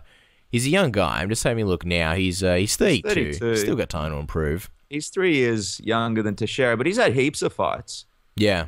I mean, he's a pretty seasoned guy. I don't know what it is with him. I don't know whether it's ego or like he doesn't want to focus on certain areas because he believes his athleticism will make up for it. I don't know what the deal is. Maybe he's really good in the gym, but once the fight starts, he just wants to, some guys just do what they do in the ring. I don't know what it is, but I think he's still a force to be reckoned with. Like he said, he's still got, and he's a guy that the UFC is going to be behind because he's got a cool look to him. He's got that reach. He's pretty exciting. I don't know who they'll give him next, though. I don't know.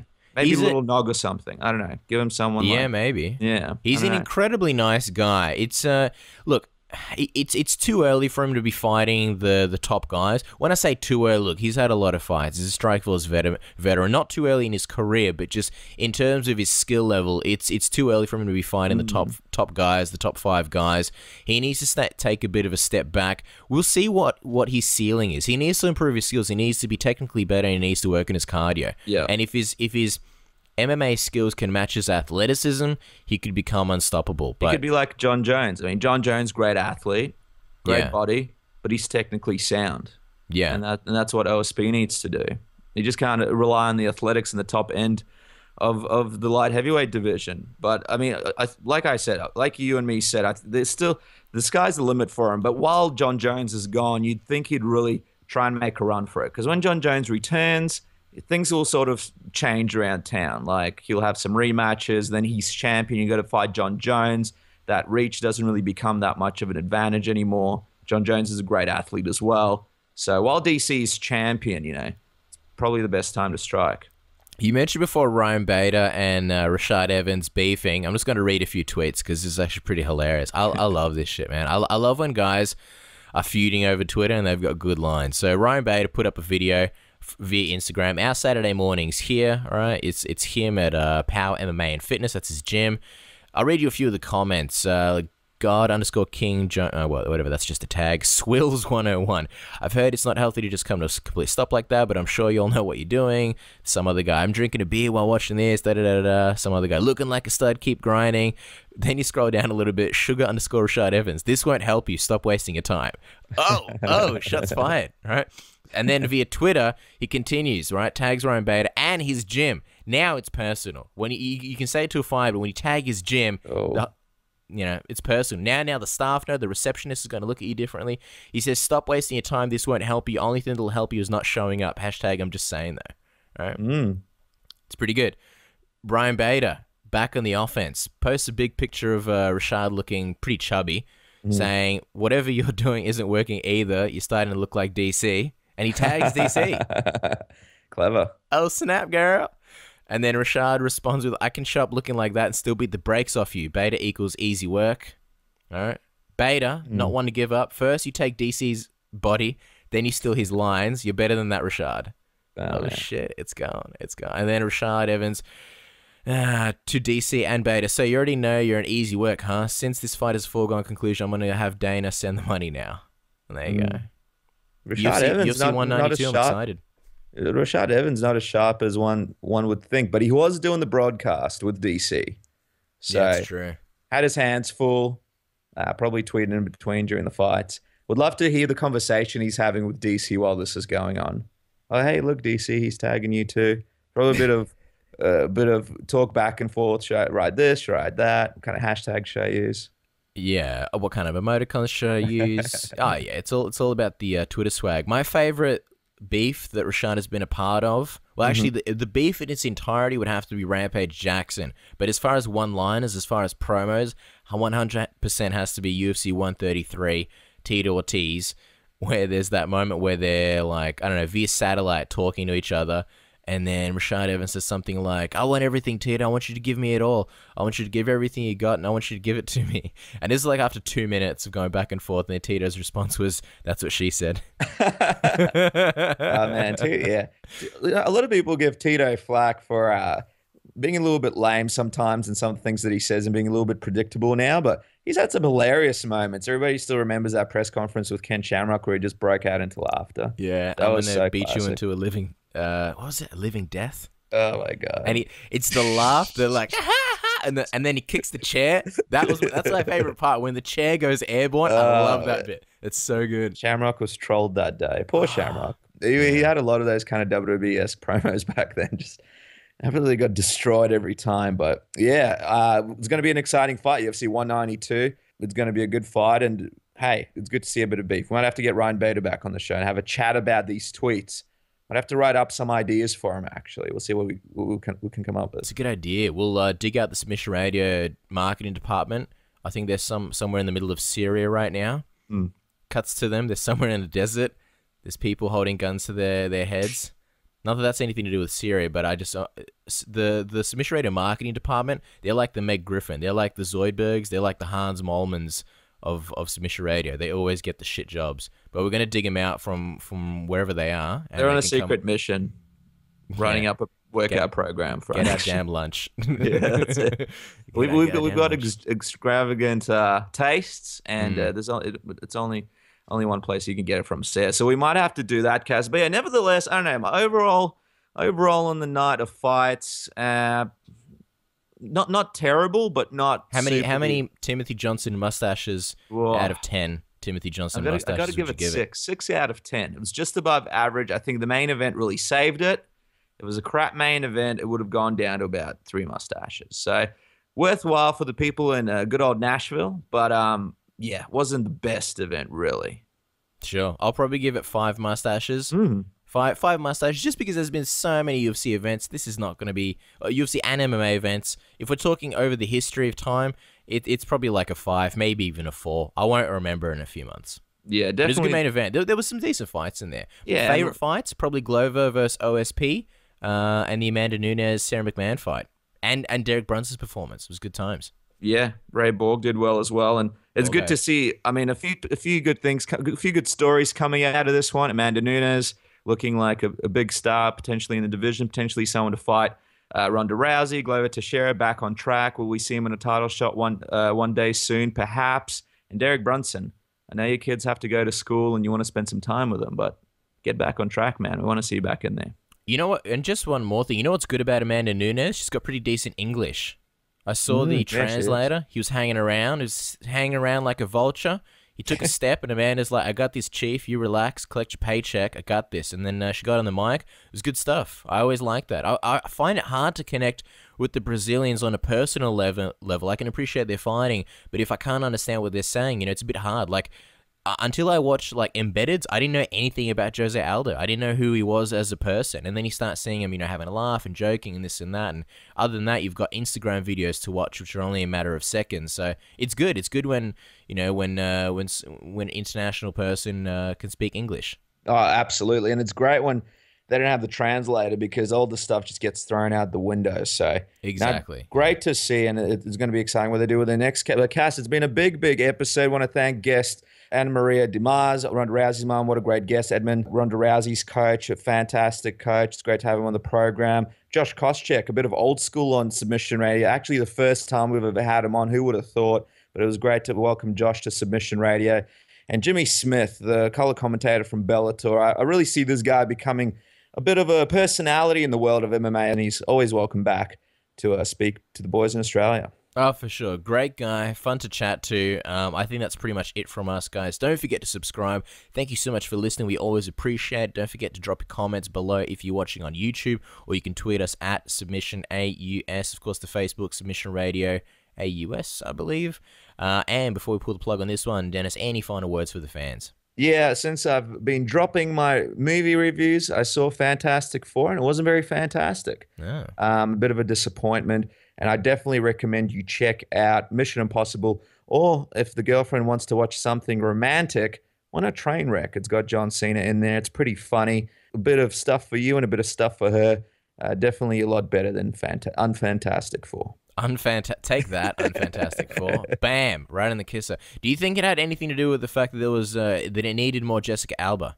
Like without a shadow of a doubt. I mean, they're a bunch of nice guys, but yeah, the script wasn't that great, and I mean, to me, Timothy Johnson mustaches, it would be about 2 mustaches out of 5. Oh man, that's brutal. Might as well shave off the mustache if it's only going to get 2. Guys, we'll catch you next week. Stay safe.